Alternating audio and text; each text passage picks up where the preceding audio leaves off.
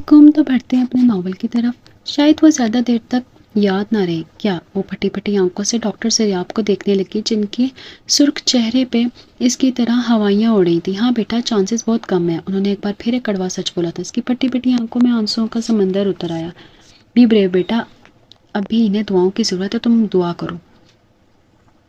कहते हुए वो आगे बढ़ने लगे कि इन्हें रुकना पड़ा, क्योंकि पीछे से इसने इनका हाथ पकड़ लिया था। अंकल मेरे बाबा, डोंट वरी, डॉक्टर्स कोशिश कर रहे हैं, आगे जो अल्लाह को मंजूर हो। अंकल मेरे बाबा को बचा लीजिए।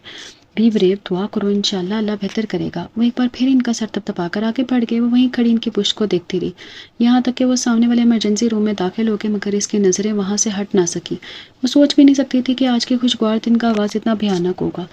4 घंटे कबल जब वो कॉलेज से वापस लौटी तो उसके महमा गुमान में भी न था कि दरवाजे पर नजरें टकाए बैठे इनके प्यारे बाबा जान दादा कितनी हसरत से इसका इंतजार कर रहे थे। शायद वो इसे आखिरी बार देखने के लिए ही इतने बेचैन थे। और जब वो अंदर दाखिल हुई तो उन्होंने इसे रौराफ्तगी से खुद से लगा लिया था।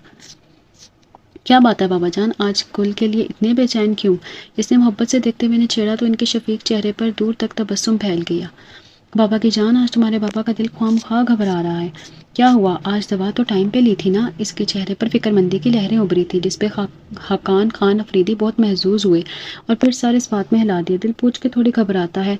इसी वक्त बाहर से सुबह खान खास मुलाजिम अंदर दाखिल हुआ था और इन दोनों को सलाम किया। बाबा जान उठ खड़े हुए, कहाँ जा रहे हैं आप? इसने फिक्रमंदी से इन दोनों को देखा। अस्पताल। लेकिन आज तो ना जाए, बाहर इतनी बर्फबारी हो रही है। कल भी नहीं गया था जानू। उन्होंने मोहब्बत से इसके फिक्रमंद चेहरे पर उंगली फेरी। समझे इमरजेंसी है। बाबा की जान, जाना तो पड़ता है, जरिए आप कब तक अस्पताल को अकेला संभालेगा? इसके फिक्रमंद चेहरे को आहिस्ता से छूकर बोले तो वो कुछ ना बोली। खामोशी से इनके कंधे पर इनकी गर्म शॉल डाली और इनके हाथ में इनकी मखसूस स्टिक पकड़ा दी। सुबह खान, आप भी अपनी शॉल लें, सर्दी बहुत ज़्यादा है। सुबह खान जानता था कि हकान खान अफरीदी के बाद वो इसकी तरफ मतवज्जा होगी, इसलिए वो मुस्कुरा दिया। और फिर जब वो दोनों गाड़ी में बैठ गए तो उसने दूर तक इनकी गाड़ी को जाते देखा था। वो नहीं जानती थी कि इस यकपस्ता सर्द मौसम में वो गए अपने कदमों से हैं, लेकिन वापस लौटने वाले इनके कदम होंगे भी या नहीं। इनकी गाड़ी आंखों से ओझल होते ही इसने गहरी सांस ली। अंदर जाते ही इसे शदीद भूख का एहसास हुआ तो कपड़े बदलने के बजाय किचन में चली गई। दिन के 3 बजे लंच कौन करता होगा? अपने लिए गरम गरम चावल निकालते हुए इसने दिल ही दिल में सोचा। फिर खुद ही हंसी के मेरे में मैं कौन, कभी सूरज निकले तो दिन का पता चले ना मरी में।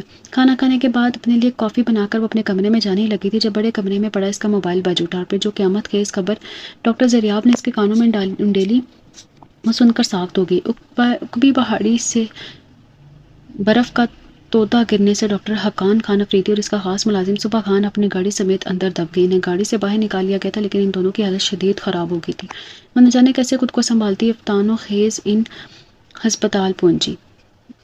अफ्तानो खेज जान। और फिर इसकी रही सही अमीर डॉक्टर जरियाब खान की सच्चाई ने ख़त्म कर दी। रात बहुत हो गई है, चलिए मैं आपको घर छोड़ाऊँ। वो चौंक कर ऊपर देखने लगी। डॉक्टर रिजवान गुल अपने लॉन्ग कोट की जेबों में हाथ पंसाए से देख रहे थे। नहीं, बहते आंसू समेत इसने इनकार किया और फिर इसे घुटनों पे सर रख दिया। आपके इस तरह यहाँ बैठने से अफरीदी साहब ठीक नहीं हो जाएंगे। आप घर जाएं, सुबह यहाँ का चक्कर लगा लीजिएगा। मुझे कहीं नहीं जाना। वो इनकी बात काट गई। वहीं खड़े कुछ देरी से देखते रहे, फिर पीछे मुड़ गई। गुल बेटा, क्या हो गया है तुम्हें? तुम तो बहादुर बच्ची हो, इस तरह बिहेव क्यों कर रही हो? कुछ ही देर बाद डॉक्टर जरियाब इसके सर पर थे। शायद डॉक्टर रिजवान को उन्होंने ही भेजा था। अंकल मेरे बाबा।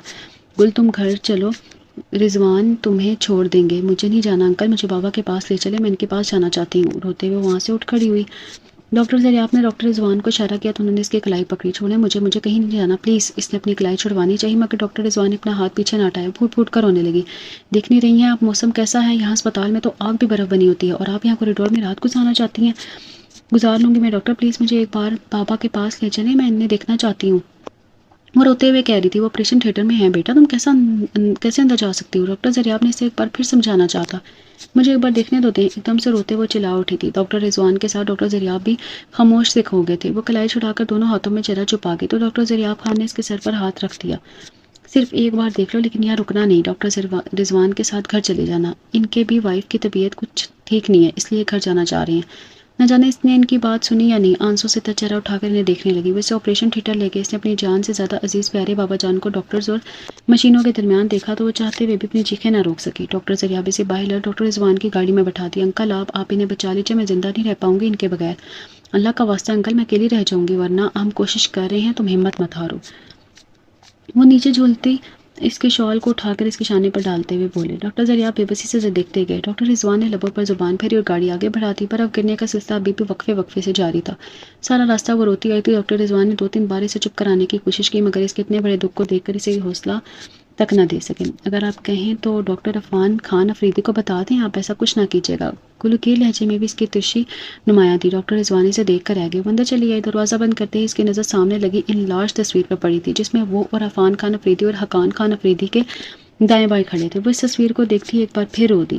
جب وہ کالج کے لیے نکل رہی تھی تو بابا جان اس تصویر کو دیکھ کر اپنے آنسو روکنے کی ناکام کوشش کر رہے تھے۔ اس نے ناشتہ کرتے ہوئے کنکھیوں سے انہیں دیکھا تھا اور اس کے چہرے پر دکھ، درد، اذیت و کرب کے نشان دیکھ کر اس کے اندر بھی درد بھر گیا تھا۔ بابا نے پلکیں جھپکتے ہوئے اسے دیکھا تھا۔ وہ نگاہیں چرا گئی تھی۔ ایسا کیوں کر رہی ہو تم؟ ان کی بھیگی آواز کمرے میں گونجی تھی۔ وہ سر جھکا گئی۔ اس نے تب تو جواب نہ دیا، لیکن کالج آتے ہوئے اس نے اپنے مچلتے دل کو بارہا بہلایا اور قابو کیا تھا، لیکن اب اسے سامنے دیکھ کر اس کے اندر چھپے آنسو بھی نکل آئے۔ عفان خان کتنے برے ہو تم! اس نے ایک اور زہریلی نظر تصویر پہ ڈالی اور بے بسی سے آنکھیں موند لیں، لیکن یہ زخم جسم کے نہیں تھے جو آنکھیں موند کر جھٹلا دیتی۔ یہ زخم تو روح پہ لگے تھے، اور روح پہ لگے زخم کبھی جھٹلائے نہیں جا سکتے۔ اس نے اس پل اپنے اندر گہرے دکھ کو، درد کی سوئیاں چپتی محسوس کی تھی۔ اسے اس پل اپنے آپ بہت نڈھال میں ہوتا محسوس ہو رہا تھا۔ وہ جیسے اپنا بہت کمزور ہو رہی تھی۔ جب خود کو بہت نڈھال محسوس کرو، جب دل کے ہاتھوں کمزوری محسوس ہو، تو مجھے تم آواز دے لینا، میں اسی وقت اسی پل تمہارے قریب تمہارے پاس آ جاؤں گا۔ اس کی اسماتوں کے گرد اس بے وفا شخص کی آواز گونجی تھی۔ وہ آنکھیں کھول کر ایک بار پھر تصویر کو دیکھنے لگی۔ اسے اپنے گال بھیگتے محسوس ہوئی۔ تصویر میں وہ شخص مسکرا رہا تھا اور ادھر وہ رو رہی تھی۔ کیوں آئے تم ہماری زندگی میں؟ کیوں ہمیں اپنا عادی کیا؟ کیوں ہم لوگوں کو دوراہے پر لا کے کھڑا کر دیا کہ نہ ادھر کے رہے نہ ادھر کے؟ کیوں اتنا بڑا ظلم کیا ہم لوگوں کے ساتھ؟ عفان خان افریدی کچھ ہماری محبت کا ہی لحاظ کر لیتے، کچھ ہمارے رشتوں کا ہی خیال کر لیتے۔ روتے روتے اس نے بہت دنوں بعد اس شخص سے دل سے شکوہ کیا تھا، ورنہ اس شخص سے شکوہ کرنا تو ایک طرف اسے یاد تک کرنا نہ کرنا چاہتی تھی۔ کیسے رہ سکتی ہو تم اس کے بغیر؟ تمہاری پرنم آنکھیں مجھے بہت تڑپاتی ہیں۔ گل میری جان، صرف ایک بار تم اسے معاف کر دو، زندگی کو اس کے لیے اور خود پہ اتنا دشوار مت کرو، ورنہ جولی میں پچھتاووں کے سوا کچھ نہ رہے گا۔ کل رات جب بابا اس کے کمرے میں آئے تھے اور سائڈ ٹیبل پہ الٹی پڑی اس کی فریم شدہ فوٹو کو بہت دکھ سے دیکھتے ہوئے انہوں نے اس کی آنکھوں میں جھانکتے ہوئے کہا تو نہ چاہتے ہوئے بھی اس کی سسکی نکل گئی۔ حقان افریدی نے چونک کر اسے دیکھا تھا، ان کے گلے لگی۔ بابا مجھے اس کی دوری نہیں آپ کا غم تڑپاتا ہے۔ ابھی وہ تڑپ تڑپ کے رو رہی تھی کہ فون کی گھنٹی بج اٹھی۔ اس کا دل اچھل کر حلق میں آن بیٹھا۔ اس کے آنسو ایک دم سے رک گئے تھے۔ اس نے بہت خوف سے بجتے فون کو دیکھا تھا۔ فون کی بیل تواتر سے جاری تھی اور اسی تواتر سے اس کی دھڑکنیں دھڑک رہی تھیں۔ یا اللہ میری مدد فرما، مجھے کسی بری خبر سے محفوظ رکھنا۔ یا اللہ میرے بابا کو اپنے حفظ و امان میں رکھنا۔ فون تک جاتے جاتے اس نے ڈرتے ڈرتے کتنی دعائیں مانگ رہی تھی۔ ہیلو، بائیں ہاتھ کی پشت سے گال لگڑتے ہوئے اس نے بہت سہمی آواز میں ہیلو کہا تھا۔ کیا ہوا صاحب، تم رو رہی ہے؟ دوسری طرف سے وہی ظالم آواز ابھری تھی جسے آئندہ زندگی میں کبھی نہ سننے کا اس نے دل سے عہد کیا تھا۔ اس نے اگلی پر ریسیور کریڈل پر ڈال دیا، لیکن گھنٹی پھر سے بجنے لگی۔ وہاں سے ہٹ گئی، لیکن اس نے دل میں یہ شکر ضرور کیا تھا کہ دوسری جانب کوئی ڈاکٹر نہ تھا۔ وہاں سے ہٹنے کے بعد اس نے وضو کے مسئلے پر آ گئی۔ اسے کیسے پتا چلا کہ میں رو رہی ہوں؟ مسئلے پہ کھڑا ہونے سے ایک لمحہ پہلے اس کا دل دھڑکا تھا، پر اس نے سر ضرور جھٹکا دیا تھا، لیکن دل سے آتی اس کی آوازوں کو جھٹک نہ سکی، اور اب وہ رو رو کر اللہ تعالیٰ سے اپنے بابا کی زندگی مانگ رہی تھی، ان کی صحت یابی کے لیے دعا مانگ رہی تھی۔ بابا بھوک لگی ہے۔ وہ کچن کے دروازے میں آ کھڑی ہوئی۔ حقان خان افریدی نے گردن موڑ کے بہت محبت سے اسے دیکھا۔ وہ ابھی تک کالج یونیفارم میں تھی۔ سفید کپڑوں میں اس کے چہرے کی رنگت سرخ نظر آ رہی تھی۔ سر کے بال باہر کو ہواؤں کی وجہ سے ابھی تک الجھے بکھرے ہوئے تھے، لیکن اسے ان کی قطعی پرواہ نہ تھی۔ اسے تو آتے ہی بھوک لگی تھی اور اپنا حولیہ ٹھیک کرنے کا کہاں سوچتی۔ لگتا ہے آج بہت تھک گئی ہو، انہوں نے بہت محبت سے کہا تو وہ ہنسی اور پھر چلتے ہوئے ان کے پاس جا کھڑی ہوئی۔ تکنا وکھنا کیسا بابا، وہ تو آپ کے دیکھ کر لاڈ کرنے آ جاتی ہوں، ورنہ آپ خود ہی کھانا تیار کر رہی ہوتی۔ اسے لاڈ سے اپنی باہیں کے گلے میں ڈالتی۔ بالکل عثمان کی طرح تمہاری عادتیں ہیں۔ بے ساختہ ان کے لبوں سے نکلا تھا، لیکن اگلے ہی پل انہوں نے اپنے زبان تاندو تلے دبا دی۔ صاحب کی باہیں ذرا ڈھیلی پڑی تو وہ نگاہیں چرا گئی۔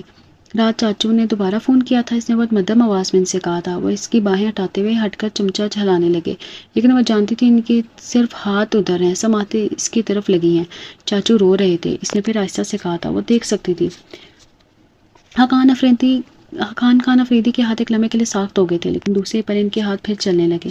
وہ تڑپ رہے تھے آپ سے بات کرنے کے لیے، مجھ سے التجائے کرنے لگے کہ میں ان سے آپ کی بات کروا دوں۔ اس کی آواز بھیگ گئی۔ حقان خان افریدی لاپرواہی سے سنک میں ہاتھ دھونے لگے۔ بابا کوئی خون کو خود سے جدا کر سکتا ہے؟ اس کے آنسو سے لبریز سوال کر ان کی سانس رک گئی۔ چھوڑو اس موضوع کو، وہ پلٹے بغیر بولے۔ بابا وہ آپ کا خون ہے، کیسے رہ لیتے ہیں آپ ان کے بغیر؟ گل جانے تو اس موضوع کو، چلو کھانا نکالو۔ وہ ٹھنڈے پانی کے چھینٹے چہرے پر مارنے لگے۔ بابا انہوں نے فون رکھنے سے قبل آخری بات پتہ ہے کیا کی؟ چہرے پر پانی کے چھپاکے مارتے ہوئے ان کے ہاتھ وہیں تھم گئے. بابا انہوں نے کہا گل سونے سے پہلے میرے بابا کے ماتھے کا پیار لینا میری طرف سے. میں روز خیالوں میں سونے سے پہلے ان کے ماتھے کا پیار لیتا ہوں. آج تم میری طرف سے لو شاید کہ آج کی رات میرے سکون سے بسر ہو جائے. گل بکواس بند کرو, میری ایک بار کی کئی بات تمہیں سمجھ میں نہیں آتی. اچانک وہ دھاڑے تھے, وہ سہم کر چپ ہو گئی. وہ اسے گھورتے ہوئے کچن سے باہر نکل گئی. وہ ان کی پشت دیکھنے لگی, جانتی تھی وہ اسے اپنے آنسو چھپانا چاہتے ہیں, اس لیے یہاں سے نکل گئے. کمرے میں آ کر انہوں نے آنسو کو مزید نہیں روکا تھا, پھوٹ پھوٹ کر رو پڑے تھے. وہ چونکے تھے, بدل میں امڑتے درد کو وہیں دبا لیا. مجھے دعاؤں کی بہت ضرورت ہے صاحب, تم دل میں صرف 2 بار بھی میرے لیے دعا کر دو نا, تو میری ہی ہر مشکل آسان ہو جائے. بہت دور سے اس کی آواز آئی تھی. اس نے اپنے ہاتھ نیچے گرا لیے تھے. پاس پڑا فون ایک بار پھر بجنے لگا تھا. اس نے آنسو پوچھتے ہوئے ریسیور اٹھا لیا. صاحب سچ بتاؤ, تم خیریت سے ہونا, تمہیں کچھ ہوا تو نہیں ہے, تم ٹھیک ہونا, تم بول کیوں نہیں رہے صاحب, بتاؤ صاحب, آر یو آل رائٹ. چھوٹتے اس نے بتابی سے پوچھا تھا. اس کی سسکی نکل گئی. صاحب میری جان بتاؤ کیا ہوا ہے تمہیں, بابا تو ٹھیک ہے نا, بولو صاحب. بہت بتابی اور بے چینی سے وہ پوچھ رہا تھا. اس کی تیز سے چلتی سانسوں سے وہ اندازہ لگا سکتی تھی کہ وہ کس قدر پریشان ہے اور ایک ہی سانس میں سب کچھ پوچھ لینا چاہتا ہے. کچھ نہیں ہوا نا مجھے نا بابا کو, وہ چلا اٹھی تھی. پھر تم رو کیوں رہی ہو صاحب, تمہیں میرے رونے سے کیا, تم اپنا کام کرو. صاحب جسٹ شٹ اپ, اب آئندہ فون مت کرنا, میرے پاس اتنا فضول وقت نہیں ہے کہ تمہاری فضول باتوں کا جواب دیتی پھروں. بہتر ہے اب دوبارہ فون نہ کرنا.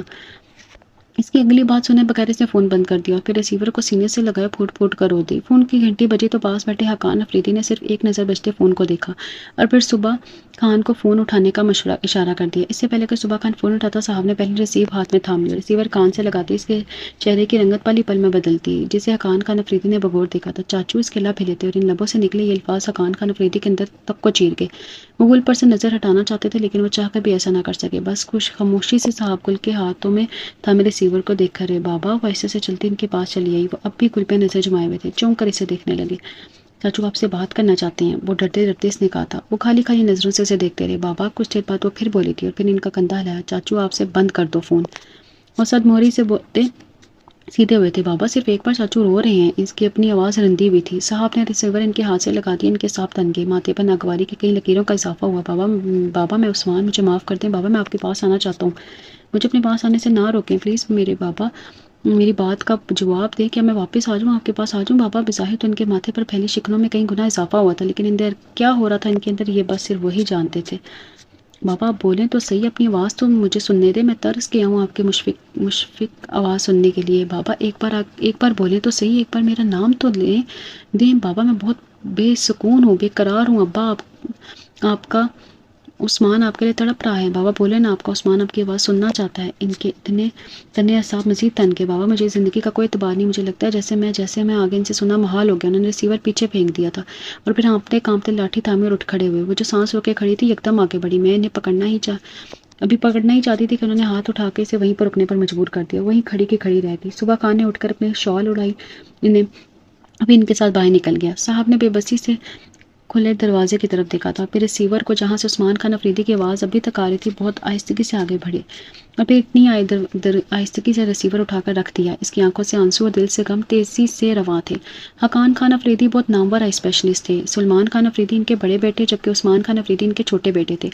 وہ خود ڈاکٹر تھے تو اپنی خواہش کے مطابق سلمان خان افریدی کو بھی ڈاکٹر بنا دیا. وہ یہی خواہش عثمان خان افریدی پر بھی پورا کرنا چاہتے تھے, لیکن عثمان کی ضدی طبیعت کے باعث ان کی خواہش پوری نہ ہو سکی. عثمان افریدی گھر میں چونکہ سب سے چھوٹے تھے اور اپنے والدین اور بڑے بھائی کے لیے بیجا لاڈ پیار کو سمیٹ رہے تھے. اسی بیجا لاڈ پیار نے انہیں بگاڑ کے رکھ دیا. جن دنوں سلیمان خان افریدی کی شادی کی تیاریاں ہو رہی تھی, انہی دنوں حقان خان افریدی نے ان کی منگنی کرنے کا بھی سوچا, لیکن جب ان کی یہ سوچ حقان خان افریدی تک پہنچی تو وہ گمسم سے ہو گئے. گھر والے یہ سمجھے کہ وہ راضی ہو گئے. سب سمجھتے رہے کہ عثمان خان خوش ہیں. ادھر سلیمان افریدی کی شادی کی تاریخ رکھی گئی تو دوسری طرف عثمان کی خالہ ذات فائزہ خان سے منگنی کر دی گئی. منگنی کی خبر جب عثمان تک پہنچی تو وہ بھی دنگ رہ گئے. آپ کو کس نے کہا کہ آپ میری منگنی کریں؟ حقان افریدی سونے کی تیاریوں میں تھے جب وہ دھڑ دھڑ کرتے ان کے کمرے میں داخل ہوئے. حقان خان افریدی نے قدرے چونک کر انہیں دیکھا تھا اور پھر ہولی سے مسکرا دیے. بابا مجھے فی الحال شادی نہیں کرنی. ان کی مسکراہٹ پر ذرا نرم پڑے. کون شادی کر رہا ہے ابھی تمہاری؟ صرف شادی نہیں بلکہ مجھے بھی منگنی بھی نہیں کرنی. لہجہ اٹل و کھردرا تھا. حقان خان افریدی کے ماتھے پہ لکیریں ابری. منگنی تو ہو چکی تو پھر توڑ دیں اسے. بکواس بند کرو, جانتے ہو کیا کہہ رہے ہو تم؟ ان کے ایک دم سے کہہ دینے پر حقان خان افریدی بھڑکے. ہاں جانتا ہوں, اور میں یہ بھی اپنی مکمل ہوش و حواس میں کہہ رہا ہوں. ذرا نرم نہ پڑے عثمان. بابا مجھے فائزہ سے شادی نہیں کرنی. ان کا لہجہ سخت اور اٹل تھا. حقان خان اپنی جگہ سے اٹھ کھڑے ہوئے. بکواس بند کرو, یہ بات تمہیں پہلے سوچنی چاہیے تھی. سوچی تھی پہلے, لیکن کیا آپ نے مجھ سے پوچھا کب؟ انتہائی بدتمیزی بکواس بند کرو اپنی بات، تمہیں پہلے سوچنی چاہیے تھی. سوچی تھی پہلے، لیکن کیا آپ نے مجھ سے پوچھا کب؟ انتہائی بدتمیزی اور تشریح سے انہوں نے کہا. عثمان بدتمیزی مت کرو، فائزہ تمہاری خالہ کی بیٹی ہے اور اپنے ہی خاندان کی ہے. ان کی ماں نے مداخلت کی. اگر اپنے ہی خاندان میں میری شادی کرنی تھی تو پھر کسی اور سے کیوں نہیں؟ مثلاً کس سے؟ ہادیہ افریدی سے. ان کے آرام سے کہنے پر حقان خان افریدی کے سر پر چھت آن گری تھی، جبکہ ان کی بیوی کا ہاتھ سینے پر جا پڑا تھا. ہادیہ خان افریدی حقان خان افریدی کے چھوٹے بھائی کی بیٹی تھی. وہ نہ صرف ان کی بھتیجی تھی بلکہ سلیمان خان افریدی کی منگیتر بھی تھی، جن کی شادی میں صرف 2 دن رہ گئے تھے. اور پھر یہ دن کب آئے، کیسے آئے اور کس وقت آئے، کوئی نہیں جانتا تھا. کوئی جانتا نہ تھا تو صرف اتنا کہ شادی کا دن آیا ضرور، لیکن اس دن ہادیہ افریدی کا کمرہ خالی تھا. عثمان خان افریدی اور ہادیہ خان بھاگ گئے. اسی دن سب کی زبان پہ ایک ہی جملہ تھا. باہر برف باری ہو رہی تھی. اس نے صبح خان سے کہہ کر پکوڑے اور سموسے دلوائے، پھر ٹرے اٹھا کر باہر برآمدے میں آن بیٹھی جہاں حقان خان افریدی پہلی براجمان تھے. ان کے ہاتھ میں گرم گرم چائے کا بھرا ہوا کپ تھا جو کچھ دیر قبل وہ انہیں دے کر گئی تھی. اب وہ تھرماس بھر کر چائے لائی تھی کیونکہ وہ دونوں دادا پوتی چائے کی رسیا تھے. گل وہ کپ میں چائے نکالتے ہوئے چونکی. تمہارے چاچو کی کتنی اولادیں ہیں؟ ان کے سوال پر قطرے حیران ہوئی، لیکن پھر اگلے ہی لمحے سے اپنی حیرت پر قابو پا لیا. حقان خان افریدی کا بار چھوڑ کے اسے بغور دیکھ رہے تھے. صرف ایک لوتا بیٹا ہے. کیا نام ہے اس کا، تمہیں معلوم ہے؟ نہ جانے کیوں اسے پوچھ رہے تھے. اس نے اپنا سر اس بات میں ہلا دیا. پکوڑوں کی پلیٹ ان کے سامنے کی، لیکن وہ اس کا چہرہ دیکھتے رہے، پلیٹ کی طرف ہاتھ ہی نہ بڑھایا. ان کی آنکھوں میں جھلکتا اشتیاق بے چینی سے چھپی نہ رہ سکی، اس لیے وہ سیدھی ہوگی. عفان خان افریدی، تمہارے خیال میں وہ کتنے برس کا ہے؟ ان کا اگلا سوال تھا تو اس کا دل خوشی سے دھڑک اٹھا. شاید 26-27 سال کا. اوہو، 29-30 سال تو عثمان کو یہاں سے گئے ہوئے ہو گئے ہیں. وہ تو اگلے ہی سال باپ بن گیا تھا. آپ جانتے تھے؟ اس قدر چہکتی ہوئی آواز ابری تھی اس کی. بے خبر کون تھا؟ وہ بڑبڑایا، لیکن اسے آواز آ گئی تھی. کبھی تمہاری سے بات ہوئی؟ اسے ایک بار پھر حیرت کا جھٹکا لگا. اگلے پل اس کا جی چاہا اٹھ کر بابا کے سینے سے جا لگے، جنہوں نے 30 سال کے بعد اس ویران گھر میں عثمان خان یا اس کی فیملی کے حوالے سے کوئی بات تو کی. میں نے پوچھا، کبھی تمہاری سے بات ہوئی؟ نہیں، ہر بار چاچو سے ہی ہوتی ہے. کبھی کبھی پیچھے سے آواز آ رہی ہوتی ہے، لیکن میں نے کبھی یہ جاننے کی ضرورت محسوس نہیں کی کہ پیچھے کون بول رہا ہے. اس کی آواز بالکل عثمان جیسی ہے. انہوں نے ایک اور اطلاع اسے دی. آپ کو کیسے پتا؟ ایک اور خوشگوار حیرت اس کے رگوں پہ اتری. حقان خان افریدی ہولے سے مسکرائے. رات اس کا فون آیا تھا. کیا اس نے بھی مجھے بابا کہا؟ انہوں نے بات بڑھائی. سچ؟ وہ چیک کی. بالکل عثمان کی طرح بولتا ہے، لیکن زیادہ دیر تک میں اس کی آواز نہ سن سکا. کیوں؟ کیونکہ اس کی آواز میں عثمان بول رہا تھا. ایک بے چینی سے ان کی آنکھوں میں اتری تو وہ خاموش رہی. آواز عفان کی تھی، لیکن لب و لہجہ اپنے باپ کا تھا. انداز دھیما تھا، لفظوں میں ٹھہراؤ تھا. آواز میں کھنک تھی، لیکن پھر بھی اس کی آواز میں عثمان کی جھلک تھی. میں نے یہی محسوس کر کے کچھ بھی بولے بغیر فون بند کر دیا. اب کی بار جیسے پچھتاوا اس کی آنکھوں میں اترا. وہ بے چین سی ہوگی. وہ کچھ کہنا چاہتا تھا. اداسی میں کھلی آواز اسے اندر تک تڑپا گئی. کیا؟ شاید عثمان کے حوالے سے کچھ. وہ مسترب سے لاٹھی پر ہاتھ مارنے لگے. آپ کو اس سے بات کر لینی چاہیے تھی. وہ کہنا چاہتی تھی، لیکن جانتی تھی کہ اس کے معاملے میں مداخلت ابھی کبھی پسند نہیں آئی، اس لیے خاموشی سے ان کی اگلی بات کا انتظار کرنے لگی. کاش میں تب فون نہ رکھتا. وہ زیر لب بڑبڑائے. اس نے سن تو لیا، لیکن اپنی سماعت پر شک سا ہو گیا کہ اس نے غلط سن لیا ہے. وہ ندامت سے سر جھکائے ہوئے تھے. حیرت و خوشی کا غلبہ اس کے وجود پر چھا چکا تھا. اس کے ہونٹوں پر بہت خوبصورت مسکراہٹ تھی. اور جب کالج سے نکلی تو سر دوائیں رکی ہوئی تھی. اور قابل حیرت بات یہ تھی کہ برف باری میں بھی وقفہ آیا ہوا تھا، لیکن یہ وقفہ اگلے چند ہی منٹ میں ختم ہو گیا. اس کے کالج سے نکلنے اور گاڑی میں بیٹھنے کی دیر تھی. برف کی نرم سفید پھوار ایک بار پھر سے نیچے آنے لگی. یہی تو زندگی ہے. صبح خان نے گاڑی سٹارٹ کی تو اس نے گاڑی کا شیشہ نیچے کر کے اپنا چہرہ باہر نکالا، جو اگلی پل سفید پھوار سے تربتر ہو چکا تھا. صبح خان اس کا چہرہ دیکھ کر کہکا لگائے بغیر نہ رہ سکا. وہ بھی شیشے میں اپنا چہرہ دیکھ کر شرمندہ ہونے کے بجائے ہنسنے لگی. اگر میں اس طرح اپنا چہرہ بابا کے سامنے باہر نکالوں تو یقیناً مجھے ایک لاٹھی پڑ جائے. اس نے ہنستے ہوئے صبح خان سے کہا تو اسے اس بات میں سر ہلایا. عثمان خان کو اکثر لاٹھی پر بھی پڑ بھی جاتی تھی. ان کی بھی تو یہی عادتیں اور حرکتیں تھیں. صبح خان نے عثمان خان افریدی کا ذکر چھیڑا تو ایک بار پھر اس کا دل خوشی سے کھل اٹھا. اسے حقان خان افریدی کا خوشگوار موڈ یاد آ گیا تھا. اس کا جی چاہا کہ وہ اٹھ کر ان تک پہنچے اور ایک بار پھر ان کے سامنے ان کے بیٹے کا ذکر چھیڑے اور پھر سے ان کی آنکھوں میں چھپے مسرت کے خوبصورت اور دلکش رنگ دیکھے. اگر چاچو کو پتہ چل جائے کہ بابا نے کل گھر میں ان کا اور ان کے بیٹے کا ذکر کیا تو وہ خوشی سے کھل اٹھیں گے. دوپٹے کے پلو سے اپنا چہرہ رگڑتے ہوئے اس نے مزے سے سوچا کتنا خوش ہوں گے وہ. مسکراتے ہوئے اس نے جیسے اس کی خوشی محسوس کی. میرے خیال میں مجھے آج انہیں فون کرنا چاہیے اور انہیں خوشخبری سنانی چاہیے. بچوں کی اسی خوشی سے اس نے اپنی آنکھوں بھی صاف کی. وہ اسی ارادے پر عمل نہ کر پائی تھی کہ روح فرسا خبر نے اسے ہلا کے رکھ دیا. جب وہ گاڑی سے اتری تو بابا کو ایک بے چینی کے عالم میں برآمدے میں ٹہلتا پایا. کیا ہے بات ہے بابا؟ خیر تو ہے؟ ان کے چہرے پر زیر و تکلیف کے بجھے نشانے سے چھپ نہ رہ سکے، اس لیے وہ سرد سے گاڑی سے اتری اور ان کے بازو سے جا لگی. انہوں نے کچھ بھی کہے بغیر اپنا سینہ ملا. بابا درد ہے؟ اس ان کا ہاتھ اٹھا کے اپنا ہاتھ ان کے سینے پر رکھا تو وہ بمشکل مسکراتی ہے. کچھ بھی نہیں جانو. نہیں بابا، سچ سچ بتائیں کیا ہوا ہے آپ کو؟ یہ آنکھیں اس قدر سرخ کیوں ہو رہی ہیں؟ وہ نہ چاہتے ہوئے بھی مسکرائے اور اس کی پیشانی چوم لی. بابا please tell me what happen to you. Nothing, I am normal. No بابا, I feel you are not well. اس نے تیزی سے ان کی بات جٹلائی. وہ بے بسی سے اسے دیکھنے لگے, یہاں تک کہ ان کے ہونٹوں سے سسکی نکل گئی. بابا وہ تڑپ گئے. نہ جانے کیوں عثمان یاد آ رہا ہے. 30 سال بعد اس کے ہونٹوں پر سے وہ اعتراف نکل گیا تھا جو اعتراف کرتے ہوئے انہیں اپنا آپ کانٹوں پر محسوس ہوتا تھا. آج 30 سال بعد, پورے 30 سال بعد ان کے ہونٹوں پہ یہ اعتراف آیا تھا جس میں بے بسی تھی, مجبوری تھی, شکست و ریگ تھی, بے چینی تھی اور بےتابی تھی. صاحب نے اپنے دونوں ہاتھ سے ان کا چہرہ تھام لیا تو ان کی ایک اور سسکی نکلی, جس کے بعد آنکھوں سے پانی رواں ہو گیا. گل میرا عثمان, میرا عثمان مجھے یاد آ رہا ہے. وہ ٹوٹ کر انہوں نے کہا تو وہ رو پڑی, ان کے کندھے سے لگ گئی. آج واقعی وہ اپنی ضد کے آگے ہار گئے تھے, ڈھہ گئے تھے, نہ جانے کیسے اندر سے ٹوٹ گئے تھے. اپنی پوتی کو اپنے ہمراز بنا لیا اور اپنی زندگی کا ایک کڑوا اور سچ اعتراف کر لیا. صاحب ان 30 سالوں میں ایک ایک پل بھی چین سے نہیں سو سکا. گل میں نے یہ 30 سال کانٹوں پہ چل کے گزارے ہیں. گل میری جان, تمہارے بابا چین کی نیند کو ترستے رہے ہیں, اب تو مجھے یہ چین کہیں سے لا دو. شاید اندر سے ٹوٹ کر انہوں نے آخری بات کی تھی اور اس کے دونوں ہاتھ نیچے گر گئے. لٹک کر انہیں دیکھا اور ان کے سارے لانے پر حیرت زدہ رہ گئی. بابا سچ, انہوں نے ایک بار پھر سر اس بات میں لایا. کہہ دوں چاچو کو, بتا دوں سچ سب. حیرت و خوشی سے اس کی آواز پھٹ گئی تو انہوں نے آنسو بہاتے ہوئے ایک بار پھر گردن ہلائی. وہ بھاگ کر فون تک پہنچے, بھی فون اٹھانے کے لیے ہاتھ بڑھائے تھے کہ فون کی بیل بج اٹھی تھی. اس سے پہلے ہی گھنٹی پر فون اٹھا لیا. چاچو, وہ ہیلو کی آواز سے جان گئے کہ دوسری طرف کون ہے. ایک دم سے اس کے منہ سے خوشی سے بھرپور آواز نکلی تھی, لیکن دوسری طرف کچھ لمحوں کے لیے خاموشی چھا گئی. ہیلو چاچو, آپ لائن پہ ہیں نا. اتنی زیادہ خوشی میں بھی اب اسے دوسری طرف کی خاموشی محسوس ہو گئی تھی. دوسری طرف کچھ دیر بعد ایک گہرا سانس لیا کہ وہ ہنسی, آپ کی خاموشی سے ڈرا دیا تھا. ایک بار پھر خواہ مخواہی ہنسی. چاچو, آپ کے لیے خوشخبری ہے. چہکتی آواز سے لگ رہا تھا جیسے وہ اڑ کے مقابل کے سامنے پہنچنا چاہتی تھی. وہ اگر یہ خوشخبری سننے سے پہلے ہی بندہ مر جائے تو. رندی آواز, گلوگیر لہجہ اور ٹھٹکی. ریسیور کان سے اٹھا کر حیرت سے اسے دیکھا, پھر کان سے لگا لیا. کیا مطلب آپ کا؟ Usman Khan Afridi has gone from this world. خوبصورت لہجہ مگر الفاظ. واٹ. وہ اپنے اصلی سفر کو سیدھا سدھار گئے. دوسری طرف پہلی سسکی نکلو, پھر کوئی رو پڑا. اس کے ہاتھ سے ریسیور گر پڑا. حقان خان افریدی جو کتنے برسوں بعد اپنے چہرے پر خوبصورت مسکراہٹ اور سچی خوشی لا پائے تھے, اسے بھی گرتا دیکھ اس کی جانب لپکے. گل میری جان. حقان خان افریدی نے خود ہی ہاتھ بڑھا کر ریسیور کان سے لگا لیا. دوسری طرف کوئی جنازے کا وقت بتا رہا تھا. خاموشی سے چلتی گاڑی میں ایک بلند سسکی گونجتی تو اس نے تڑپ کر حقان خان افریدی کو دیکھا. وہ سر جھکائے ہوئے تھے اور ہونٹوں کو سختی سے دانتوں تلے دبا رکھا تھا, لیکن آنکھوں سے گرتے پانی کو وہ کسی بھی طور روک نہیں پا رہے تھے. صاحب نے ایک بار پھر اپنا سر ان کے سینے سے رکھ دیا. صبح خان میں بھی ڈرائیونگ کرتا رو رہا تھا. انہیں بلند آواز میں روتا دیکھ کر اس نے 2-3 بار انہیں چپ کرانے کی کوشش کی, پھر ان کا اندر کو چیر دینے والا دکھ درد محسوس کر کے لب بھیج لیا. بابا خود پر کنٹرول کریں ورنہ کراچی پہنچنے تک آپ کی طبیعت بگڑ جائے گی. راستے میں کوئی 200 بار صاحب نے ان سے کہا تھا, لیکن ہر بار ہی ان کے آنسو دیکھ کر وہ ساتھ خود بھی رو پڑتی. یہ بھی نہ یاد رہتا کہ اس طرح حقان خان افریدی کو مزید رلا رہی ہے.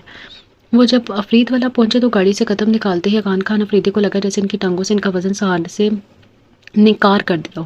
گاڑی سے نکل کر باہر کھڑے ہونے تک انہیں اپنی جان کسی شکنجے میں پھنستی محسوس ہوئی تھی. گاڑی کے اوپر سے نظر گزرتی ہوئی جب مین گیٹ سے منسلک نیم پلیٹ افرید والا پہ گئی تو انہیں لگا جیسے وہ ابھی اور اسی وقت گر جائیں گے. وہ ابھی گر بھی جاتے اگر صبح خان آگے بڑھ کے انہیں سہارا نہ دیتے. عثمان. ایک سسکی نکلی, چیخ الگ سے برآمد ہوئی. گیٹ سے باہر نکلتے شخص نے سوجی آنکھوں سے بکور ان کی جانب دیکھا اور پھر دوڑ کر ان تک پہنچا. خان افریدی ابھی تک نیم پر نظر جمائے ہوئے تھے. صاحب نے اس شخص کو اپنے قریب آتا دیکھ کر بے اختیار اپنے چہرے پر سیاہ شال کا پلو کر لیا تھا. بابا. وہ شخص دور سے ہی پکارا. خان افریدی نے چونک کر اسے دیکھا اور پھر دیکھتے چلے گئے. وہی ہونٹ, وہی چہرہ, وہی گال, وہی پیشانی, ماتھے کے دائیں جانب ایک چھوٹا سا سرخ, وہی دل.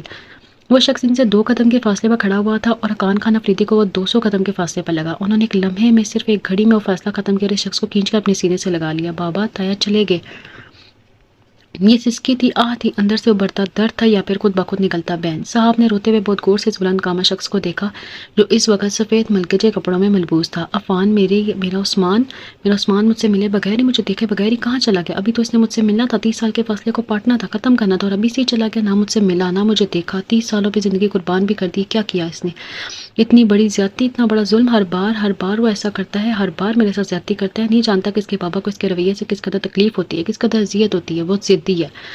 وہ پھوٹ کر رو رہے تھے. ان کے ساتھ لگا عفان خان افریدی بھی رو رہا تھا. صاحب کے اپنے آنسو تھم نہیں رہے تھے. صبح خان نے ہی آگے بڑھ کے ان دونوں کو علیحدہ کیا تھا, اور پھر جب حقان خان افریدی نے گھر کے اندر قدم رکھے تو انہیں اپنے پیروں تلے سے جان جاتی محسوس ہوئی۔ عفان ان کا ہاتھ تھام کر ڈیڈ باڈی تک لایا تھا۔ سب لوگوں نے چونک کر ان کی جانب دیکھا تھا۔ عفان نے آہستگی سے ان پر سے کپڑا ہٹایا۔ وہ دوزانوں وہاں گرے تھے، پھر عثمان خان افریدی کی میت سے لپٹ کر وہیں دھورے ہو گئے۔ تدفین میں ابھی 1 گھنٹہ باقی تھا جب عفان خان افریدی نے انہیں پکڑ کر وہاں سے زبردستی اٹھایا، پھر صاحب کو ساتھ لے کر ان دونوں کو گاڑی میں بٹھایا۔ خود گاڑی ڈرائیو کرنے لگا۔ ہمیں کہاں لے جا رہے ہیں؟ عفان خان افریدی نے بازو میں چہرہ چھپا کر رکھا تھا، اس لیے اس نے کچھ نہ سوچ پوچھا۔ البتہ وہ اسے پوچھنا ضرور چاہتی تھی مگر کچھ پوچھ نہ سکی، دل میں کہتی لبوں پہ زبان پھیر کر رہ گئی۔ گاڑی ہواؤں سے باتیں کر رہی تھی، اس کا 2-3 بار دل کچایا تھا۔ اس نے سینے پر ہاتھ رکھ لیا لیکن گاڑی کی رفتار ویسی ہی تھی۔ پلیز گاڑی آہستہ چلائیں، نہ چاہتے ہوئے بھی نظر جھکا کے دھیمی آواز میں کہہ دیا۔ نہ جانے اس کی آواز عفان خان افریدی تک پہنچی تھی یا نہیں، البتہ 1 منٹ کے لیے گاڑی کی رفتار کم ہوئی تھی۔ عفان خان افریدی کا موبائل بار بار بج رہا تھا اور جس طرح وہ ریئیکٹ کر رہا تھا اس کی ذہنی ٹینشن اور الجھن کا پتہ دے رہا تھا۔ میں نے کہا میں صرف 2 منٹ میں پہنچ رہا ہوں، بالکل اسپاٹ لہجے میں بولتے ہوئے اس نے موبائل ڈیش بورڈ پر پھینکا اور ایک بار پھر گاڑی کی سپیڈ بڑھا دی۔ موبائل پھر سے بج اٹھا لیکن اس نے اٹھانے کے لیے ہاتھ نہ بڑھایا بلکہ سپیڈ کو اور فل کر دیا۔ موبائل بجتا رہا اور پھر بند ہو گیا۔ اس نے گاڑی کی رفتار آہستہ نہ کی، ایک ہاتھ سے روتے ہوئے حقان خان افریدی کے بازو کو ہاتھ تھوڑا سا دبایا اور پھر سے توجہ سامنے مرکوز کر لی۔ موبائل پھر بجنے لگا۔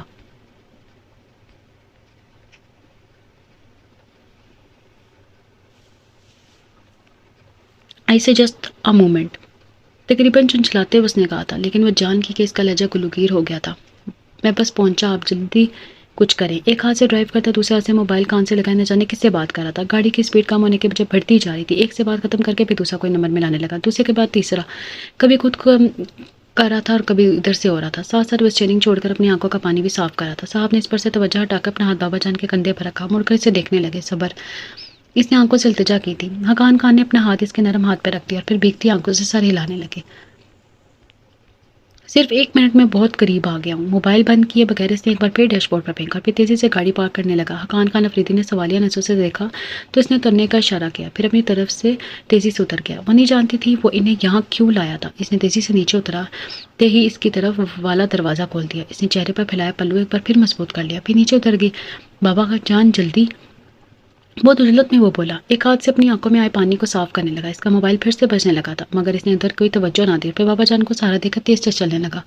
1 ہی منٹ میں وہ کوریڈور میں تھے۔ کئی ڈاکٹرز نے متفکر چہروں کے ساتھ عفان کو دیکھا تھا۔ عفان نے کئی اندیشوں سے تر چہرے کو نفی میں ہلایا، پھر تیزی سے سامنے والے کمرے میں چلا گیا۔ دروازے کے اندر جاتے ہی حقان خان افریدی کے اوپر کی سانسیں اوپر نیچے کی نیچے رہ گئی تھی۔ سامنے مشینوں، پٹیوں اور آلات میں جھگڑا وجود ان کی سانسیں کھینچ لے گیا۔ ہادیہ، ان کے لبوں نے ہولے سے جنبش کی تھی۔ صاحب نے پہلے اس وجود کو دیکھا، پھر حقان خان افریدی کو۔ اس وجود پہ چونکہ سارے ڈاکٹرز ایک دم سے پیچھے ہٹے تھے۔ عفان خان افریدی نے حقان خان افریدی کو بازو سے پکڑ کر آگے کیا۔ آخری سانسوں میں اٹھی جان اکھڑتے پہ بکھرتے سانسوں کی زد میں آ گئی۔ ماما ہوش کریں، دیکھیں آپ سے ملنے کون آیا ہے۔ پٹیوں میں جکڑے گالوں پہ عفان خان افریدی نے اپنے دونوں ہاتھ رکھے ہوئے تھے۔ ہادیہ خان افریدی کی آنکھوں میں حیرت کے رنگ ابھرے تھے، لیکن ان کی سانسوں نے وہ حیرت زیادہ دیر تک نہ رہنے دی۔ ماما، بابا آئے ہیں، پلیز ماما ادھر دیکھیں، بابا آئے ہیں۔ وہ ان کا چہرہ تب تپانے لگا تھا جبکہ صاحب نے ایک حیرت کے عالم میں پہلے تو اس نیم مردہ وجود کو اور پھر بابا جان کو دیکھا، تو یہ جو یک ٹک ہادیہ خان کو دیکھے جا رہے تھے۔ ماما، بابا آپ کے پاس خود چل کے آئے ہیں، آپ سے ڈیڈی سے ملنے آئے ہیں، اور دیکھیں ماما یہ خود چل کے یہاں آئے ہیں، آپ ان سے ملیں۔ ان کا چہرہ سیدھا کرتے ہوئے عفان نے حسرت سے حقان خان افریدی کو دیکھا جو ابھی تک سانس روکے کھڑے تھے۔ پلیز ڈاکٹر عفان، ان کی طبیعت نارمل نہیں ہے، آپ سچویشن کو سمجھے اور ابھی باہر تشریف لے جائیں۔ ہادیہ خان کی نازک حالت کے پیش نظر کوئی ڈاکٹر بول پڑا تھا۔ عفان نے اس کی طرف کوئی توجہ نہ دی اور اپنی ماں کا چہرہ دونوں ہاتھوں میں تھامے انہیں حقان خان افریدی کی آمد کا بتانے لگا۔ ہادیہ گردن موڑ کر حقان خان کی طرف دیکھنے لگی۔ اپنی اکھڑتی سانسوں کی پرواہ کیے بغیر انہوں نے اٹھ کر بیٹھنے کی کوشش کی تھی، جسے عفان نے اس کے سینے پر دباؤ ڈال کر ناکام بنا دیا۔ ماما لیٹی رہیں، آپ ایسی کوشش نہ کریں۔ اس کی نظر انداز کرتے ہوئے ایک بار پھر اٹھنے کی ناکام کوشش کرنے لگی، لیکن جب وہ اپنی اس کوشش میں کامیاب نہ ہو پائیں تو بس سے سر پٹکنے لگی۔ عفان نے ایک بار پھر ایک آس امید سے حقان خان افریدی کی طرف دیکھا۔ حقان خان افریدی کے شدت سب سے لاٹھی پہ جمے ہوئے کانپ رہے تھے۔ صاحب کی نظریں بھی بابا جان پہ بھی جمی ہوئی تھی۔ ہادیہ نے کچھ بولنے کی کوشش کی مگر اس کی آواز اندر سے دب گئی۔ تایا ان کی طرف دیکھتے نہ جانے کیا کہنے کی کوشش میں تھی، لیکن منہ سے آواز نکلنے کے بجائے اکھڑتی سانسوں کا شور ابھرا تھا۔ ان کی بے بسی محسوس کر کے حقان خان افریدی نے گہرا سانس لیا اور پھر ان کی طرف ایک قدم بڑھا دیا۔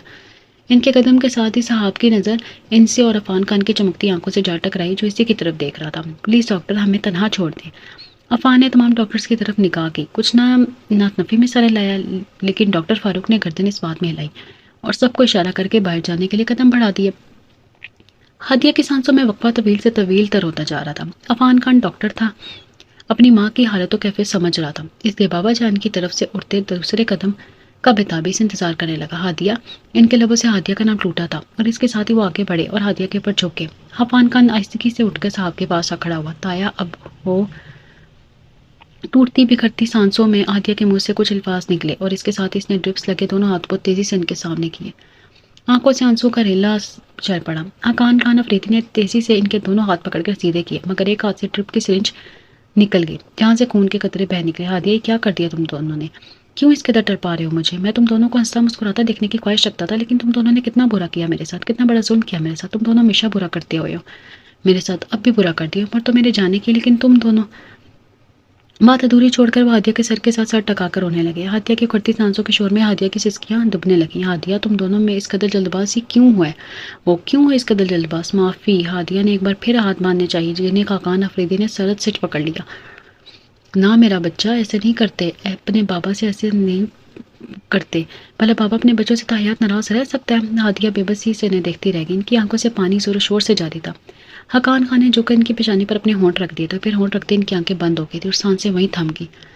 30 سال تڑپایا تم دونوں نے، 30 سال ہم نے تمہارے بغیر کیسے گزارے، اس کو ہم ہی جانتے ہیں، جس کھوکھلے پن سے ہم جیتے تھے، ان کھوکھلے پن کے درد سے ہم ہی واقف ہیں۔ ہادیہ، عثمان نے تو اب بھی مجھے دھوکہ دے دیا ہے، اس نے اب بھی میرے ساتھ زیادتی کی ہے، اس نے مجھ سے پہلے ہی۔ ماما، عفان خان کی شاید چیخ نکلی تھی، اس دوڑ کر 2 قدموں کے فاصلے کو پاٹا تھا اور وہ پھر اپنی ماں پر جھک گیا۔ صحابی تیزی سے ہادیہ کے قریب ہوئی۔ حقان خان نے حیرت سے ہادیہ کی بند آنکھیں دیکھی۔ عفان باہر کی طرف بھاگا۔ صاحب نے ہادیہ کی آنکھیں کھولنی چاہیے مگر دیر ہو چکی تھی، ان کی سانسیں ختم ہو چکی تھی۔ حقان خان کے ہاتھ سے لاٹھی گر پڑی۔ بابا، عثمان آپ کا، عثمان مجھے معاف کر دیں بابا، میں آپ کے پاس آنا چاہتا ہوں، مجھے اپنے پاس آنے سے نہ روکے، میں واپس آ جاؤں بابا، کیا میں پاس آ جاؤں بابا؟ ان کے چاروں اور عثمان خان افریدی کی آواز گونجی تھی اور بے چین سے ہو گئے۔ بابا، میں بہت بے سکون ہوں، بے قرار ہوں، مجھے بابا سکون دیں، آپ کا عثمان آپ کے لیے تڑپ رہا ہے، بابا بولیں، آپ کا عثمان آپ کی آواز سننا چاہتا ہے، ایک بار بولیں تو صحیح۔ وہ عثمان کی بے بس محسوس کر کے سسک پڑے۔ وہ 30 سال پہلے انہیں چھوڑ کر گیا تھا، لیکن انہیں لگ رہا تھا جیسے وہ کل ہی ان سے بچھڑا ہو۔ جب میں خاموش رہا تو کس قدر تکلیف ہوئی ہوگی اسے، 30 سال بعد آواز بھی نہ سن سکا، میں نے تو اس کی آواز سن کر پرسکون ہوتا رہا، اور وہ کس قدر تڑپ رہا ہوگا، سسک رہا ہوگا، کاش کاش۔ سسکیاں تھیں کہ رک نہ رہی تھی، آنسو تھے کہ تھم نہ رہے تھے، اندر سے ابھرتی ملامت بھری آواز اور ندامت میں ڈوبا لہجہ نے کچھ پل چین نہ لینے دیا تھا۔ 30 سال پہلے جب انہیں پتا چلا کہ ہادیہ کمرے میں موجود نہیں ہے اور عثمان گھر میں موجود نہیں ہے، تب انہیں اتنی تکلیف نہیں ہوئی تھی جتنی اب انہیں ان دونوں کے دنیا چھوڑ جانے پر ہوئی تھی۔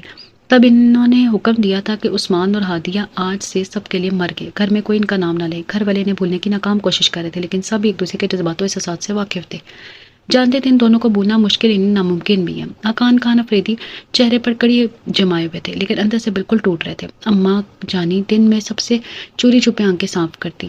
سلیمان خان افریدی جنہوں نے فائزہ سے شادی کر لی تھی، پل پل بھائی کی کمی محسوس کر کے دل کے عارضے میں مبتلا ہو گئے۔ جس دن ان کی والدہ سونے سے رخصت ہوئی، اسی دن انہیں جان لیوا ہارٹ اٹیک ہوا۔ اسی دن تو وہ بچ گئے مگر کومے میں چلے گئے، اور پھر اس کومے کی حالت میں وہ بھی چل بسے۔ عثمان کے بعد سلیمان بھی یہ گھر چھوڑ گئے تو حقان خان افریدی کی جیسے کمر ٹوٹ گئی۔ فائزہ کی وفات ہو گئی، ایک دن کی بچی ان کے گود میں پڑتی روتی بلبلاتی رہی اور بے بسی سے نیلی چھتری والے کے کرم دیکھتے رہے۔ بابا، ان کے کندھے پر صاحب نے ہاتھ رکھا تو وہ چونک پڑے اور پھر تیزی سے آنکھیں صاف کرنے لگے۔ کھانا کھائیں گے؟ انہوں نے آنکھیں صاف کرتے ہوئے سر اس بات میں ہلا دیا، میں ذرا صبح خان کو کہہ دوں کہ وہ عفان کو کھانے کا کہہ دے۔ ان کی آنسوں سے بھری آنکھوں کو وہ نظر انداز کرتی وہیں سے پلٹنے لگی تھی۔ گل، وہ دروازے میں مڑ کر انہیں دیکھنے لگے، اس نے نہ جانے کتنے دنوں سے کھانا نہیں کھایا۔ جی بابا، صبح خان کو کہنے کی وجہ تم خود اس کے پاس جاؤ۔ میں؟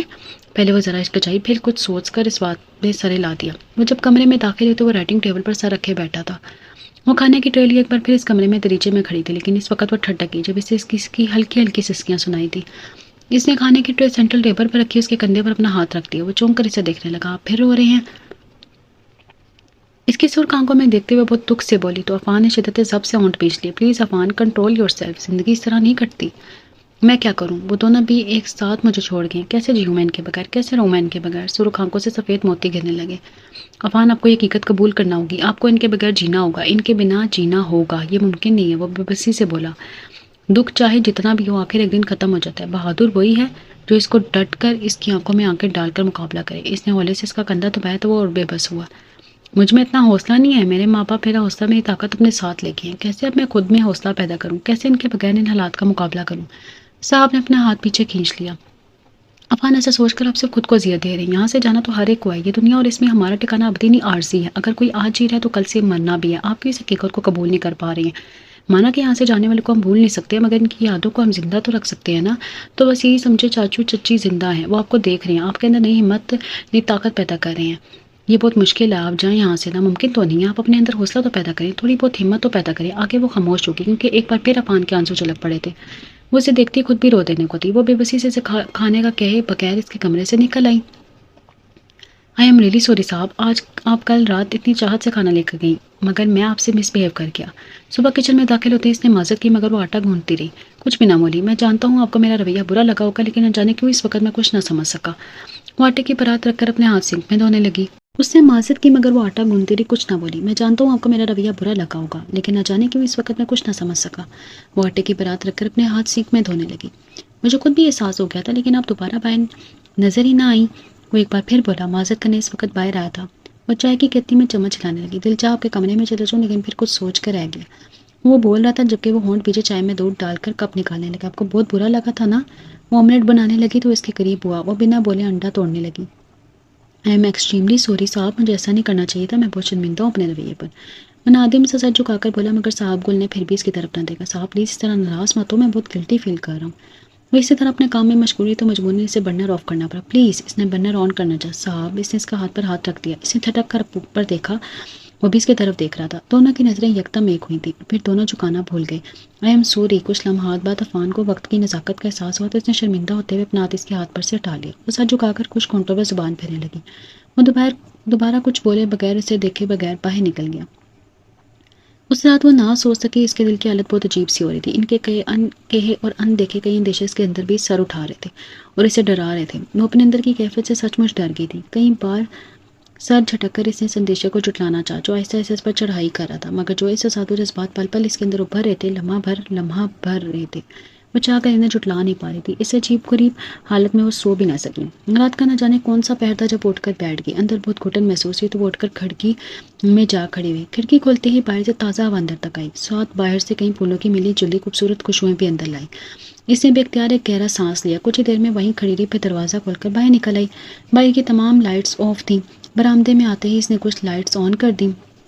پورا گھر روشنیوں میں نہ آ کر اپنی کلائیوں میں پہنی سرخ چوڑیاں کبھی اتارنے لگی کبھی چڑھانے لگی. پھر کندھے کی ایک جانب لٹک کی شال کو کندھوں کے دونوں جانب اچھی طرح لپیٹا. پھر برآمدے میں ٹہلنے لگی. پھر کچھ سوچ کر لان کی نیم گلی گھاس پر بیٹھ گئی. اس نے سکتے ہوئے اپنے ہاتھ اس کی پشت پر اپنی بھیگی پلکیں پونچھی. یہ ٹھیک نہیں ہے. بے بسی سے اسے اپنے ہاتھ کی پشت پہ جمے پانی کو دیکھ کر سوچا تھا. پھر اس کی لبوں سے سسکیں نکلی تھی. اسی بار اس کے کندھے پر ایک ہاتھ آن ٹھہرا تھا. اسے دھڑکنیں وہیں تھم گئی. ماحول میں رچی بسی خوشبو ایک دم سے غائب ہو گئی تھی. اس کے ناک کے نتنوں سے مخصوص خوشبو ٹکرائی. اس نے نہ چاہتے ہوئے بھی ہاتھ والے کو دیکھا تو ایک ہورس اس کی ہونٹوں سے نکل گئی. وہ تڑپ کر اس کے قریب ہوا تھا اور نفی میں گردن ہلانے لگا. وہ ذرا سا پیچھے کھسکی تو وہ ہونٹ کاٹنے لگا. رات بہت ہو گئی ہے. انگلیوں میں دبے سگریٹ کو ہونٹوں کی طرف لے جاتے ہوئے مدھم مگر بھاری آواز میں بولا تھا. اس نے کوئی جواب نہ دیا. شال کے پلو سے آنکھیں صاف کرنے لگی. مجھے بھیگی راتیں اداس کرتی ہیں لیکن آج کی رات دیکھ کر مجھے کچھ فیل ہو رہا ہے. میں فیل کر رہا ہوں کہ اس پر کسی نے اپنے گلابی شال اڑا دی ہے. کسی نے اپنے ہاتھوں سے اس کے کنارے پر موتی سجا دی ہیں. اس رات کو خوبصورت بنانے کے لیے کسی نے اپنے مخروطی انگلیوں سے کرنیں ٹانگ دی ہیں. جیسے کسی نے اپنی ہتھیلیوں میں چاند اٹھا کر وہاں رکھ دی ہے. میں آج اس بھیگی رات میں اداس نہیں ہوں. آج میں اس بھیگی ہوا کی شرارتیں بھی سمجھ رہا ہوں. کب سے کمرے کا دریچہ کھولے ٹیرس پہ کھڑا تھا لیکن یہ سب دیکھتے ہوئے بھی اندر بہت کثافت محسوس کر رہا تھا. لیکن باہر نکلتے اس کی گھٹن اور کثافت قدم پہ قدم دور ہوتی چلی گئی. وہ ذرا سا رکا، مسکرا کر اپنے مقابل دیکھا، پھر ہونٹ بھینچ کے کیا. ساتھ والی جگہ خالی تھی. وہ وہاں سے اٹھ کر جا چکی تھی. اس کے اندر درد ایک لہر ابھری. اس نے ہاتھ بڑھا کے اس جگہ کا چھوا جہاں کچھ دیر قبل وہ بیٹھی تھی. بہت بڑا اٹھانے لگا تھا. جب اس کا ہاتھ کسی چیز سے ٹکرایا اس نے وہ چیز اٹھا لی. سرخ 2 چوڑیاں شاید وہ انہیں اتار کر دوبارہ چڑھانا بھول گئی تھی. بابا کتنے دن یہاں رہنا ہے؟ صبح وہ سخت بیزار تھی. اپنی سوجی آنکھوں کو بار بار مسل رہی تھی. ناشتے کے ٹیبل پہ اس کے سامنے اس لیے نہیں آئی کہ کہیں وہ اس کے اندر کو جان نہ جائے. اس کی اس عجیب و غریب حالت کو کوئی نام ہی نہ دے. وہ اپنی اس حالت کو، اپنی اس کیفیت کو سب سے چھپانا چاہتی تھی اور یہاں سے جلد از جلد آنا چاہتی تھی. اپنے اوپر ہونے والے حملے کو شدید ہونے سے روکنے کے لیے سب ضروری تھا، بے حد ضروری. اس لیے جب بابا دن کو اخبار لے کر بیٹھے تو وہ بھی ان کے پاس بیٹھ گئی. عفان خان بھی وہیں دوسرے صوفے پر بیٹھا تھا لیکن صاحب نے اس کی طرف پشت کی ہوئی تھی اور عفان خان افریدی نے پشتوں میں بات کی تھی. کیوں، کیا ہوا جانو؟ کہ کراچی نے تمہیں بیزار کر دیا؟ بابا نے چونک کر اسے دیکھا، پھر پشتوں میں سے پوچھا. اس نے نفی میں سر ہلایا. بابا مجھے گھر یاد آ رہا ہے. اس نے حقیقت ہی کہی تھی. کیوں گول، کیا یہ گھر تمہارا گھر نہیں ہے؟ بابا نے اس نے حقیقت ہی کہی تھی. کیوں گول، کیا یہ گھر تمہارا گھر نہیں ہے؟ بابا نے افسوس سے اسے دیکھا. بابا میرا یہ مطلب نہیں ہے، آپ گھر چلیں، فی الحال میرا دل ہر چیز سے اٹھ گیا ہے. واقعی یہاں موجود ہر چیز سے اس کا دل اوب گیا ہے. طبیعت تو ٹھیک ہے نا تمہاری؟ وہ فکر مند ہوئے. بابا میری طبیعت کو کیا ہے ہوتا ہے، بس مجھے گھر جانا ہے، میں اب یہاں مزید نہیں رہ سکتی. کہیں عفان سے تمہاری لڑائی شڑائی تو نہیں ہوگی؟ بابا مشکوک ہوئے. عفان اپنا نام سن کر انہیں دیکھنے لگا. بابا ہنسنے لگے. وہ سمجھ رہا ہے جیسے ہم اس کی برائی کر رہے ہیں. عفان کو اپنی جانب متوجہ دیکھ کر صاحب کو ہنسی آئی. اس نے برا مانا تو نہ، اب ہم کیا اس کی برائی کریں گے؟ بابا سے کہا. بابا مجھے اس کا دماغ تھوڑا سا کسکا ہوا لگتا ہے. شاباش ہے بیٹے، اپنے چاچا کے بیٹے کو پاگل کہہ رہی ہو. بابا اس میں کوئی شک نہیں ہے، میرے بارے میں آپ کو کوئی شک ہے؟ ایک دم سے وہ بول پڑا تھا. صاحب نے چونک کر اسے دیکھا. اسے اپنی سماعتوں پہ شک ہوا تھا. پٹھان ہوں، اپنی مادری زبان مجھے بھی آتی ہے. اس نے مسکراتے ہوئے انکشاف کیا تو صاحب کا جی چاہا زمین پھٹے اور اس میں سما جائے. اس نے شرمندہ ہو کر بابا جان کی جانب دیکھا تو وہ اپنی ہنسی بمشکل روکے ہوئے تھے. اس نے دیکھتے ہی ان کا کہکا چھوٹ گیا، جس میں عفان کا کہکا بھی شامل ہو گیا. وہ روتے نے کو ہی تو وہ وہاں سے اٹھ کر بھاگ کھڑی ہوئی. وہ بابا اور صبح کو چائے دے کر نہ چاہتے ہوئے بھی عفان کے کمرے میں چلے گئی. وہ ابھی تک جاگ رہا تھا. اسے اتنے دنوں بعد کمرے میں آتا دیکھ کر وہ اٹھ کر بیٹھنے لگا، مگر اس نے اسے لیٹے رہنے کو کہا. پھر بھی اٹھ کر بیٹھ گیا. اب کیسی طبیعت ہے آپ کی؟ اس کے سامنے چائے کا کپ رکھتے ہوئے اس نے پوچھا، لیکن اس نے کوئی جواب نہ دیا. وہ سر اٹھا کر اسے دیکھنے لگی. وہ چھت کی طرف دیکھ رہا تھا. صاحب پاپا کی بہت بڑی خواہش تھی کہ وہ جیتے جی ایک بار بابا کو دیکھ لیں، لیکن ان کی خواہش آخری دم تک پوری نہ ہو سکی. وہ ایک حسرت لیے اس دنیا سے چلے گئے. وہ دکھ سے بولا، مرتے دم تک انہوں نے مجھے حسرت سے دیکھا، لیکن میں کچھ بھی نہ کر سکا، ان کی آخری خواہش بھی پوری نہ کر سکا. بہت بد نصیب ہوں میں، بہت بد نصیب. 10 دن پہلے ان کا ایکسیڈنٹ ہوا تھا اور اسی دن سے انہوں نے مجھے بابا کو بلانے کو کہا، ان سے بات کروانے کا کہا، مگر میں نہ اہل کچھ بھی نہ کر سکا. وہ افسوس سے گردن ہلانے لگا. ماما تو پھر بھی جاتے جاتے بابا کو دیکھ گئی، ان سے معافی مانگ گئی، لیکن پاپا تو یہ بھی نہ کر سکے، ان کے آنے سے پہلے ہی دنیا کو چھوڑ گئے. اتنا انتظار نہ کیا بابا، اب ان سے ناراض نہیں رہے تھے، راضی ہونے ہی والے تھے. ان کی بھتیجی نے ان کے بابا کو راضی کر لیا تھا. وہ ان سے فون پہ بات کرانے ہی والی تھی. کاش پاپا تھوڑی دیر اور جی لیتے، کاش تھوڑی دیر ان کی سانسیں ان کا ساتھ دیتی تھی. کاش ان کے آنسو زیرو قطار اس کے آنسو بہ رہے تھے، ٹوٹ کے گر رہے تھے. جس دن ان کا ایکسیڈنٹ ہوا میں نے اسی دن پاپا کو فون کیا تھا. انہیں پاپا کی حالت بتانی چاہیے تھی. انہیں بتانا چاہا تھا کہ پاپا مر رہے ہیں، ان کی سانسیں آ رہی ہیں، وہ موت کے قریب کھڑے بابا پکار رہے ہیں. لیکن پاپا نے فون بند کر دیا. میری اگلی بات سنے بغیر فون بند کر دیا. میں نے دوبارہ بھی ٹرائی کیا تھا، پھر بار ٹرائی کی تھی، مگر اپنی کوشش میں کامیاب نہ ہو سکا. بابا نے فون بند کر دیا. پھر میں کیسے اپنی کوشش میں کامیاب ہوتا؟ وہ سسک پڑا. عفان جو ہونا تھا وہ ہو چکا. گزرا وقت کبھی لوٹ کر واپس نہیں آتا. اس پر تبصرہ کرنا یا اس پر افسوس کرنا فضول ہے. جیسا تقریر میں لکھا تھا ویسا ہی ہوا.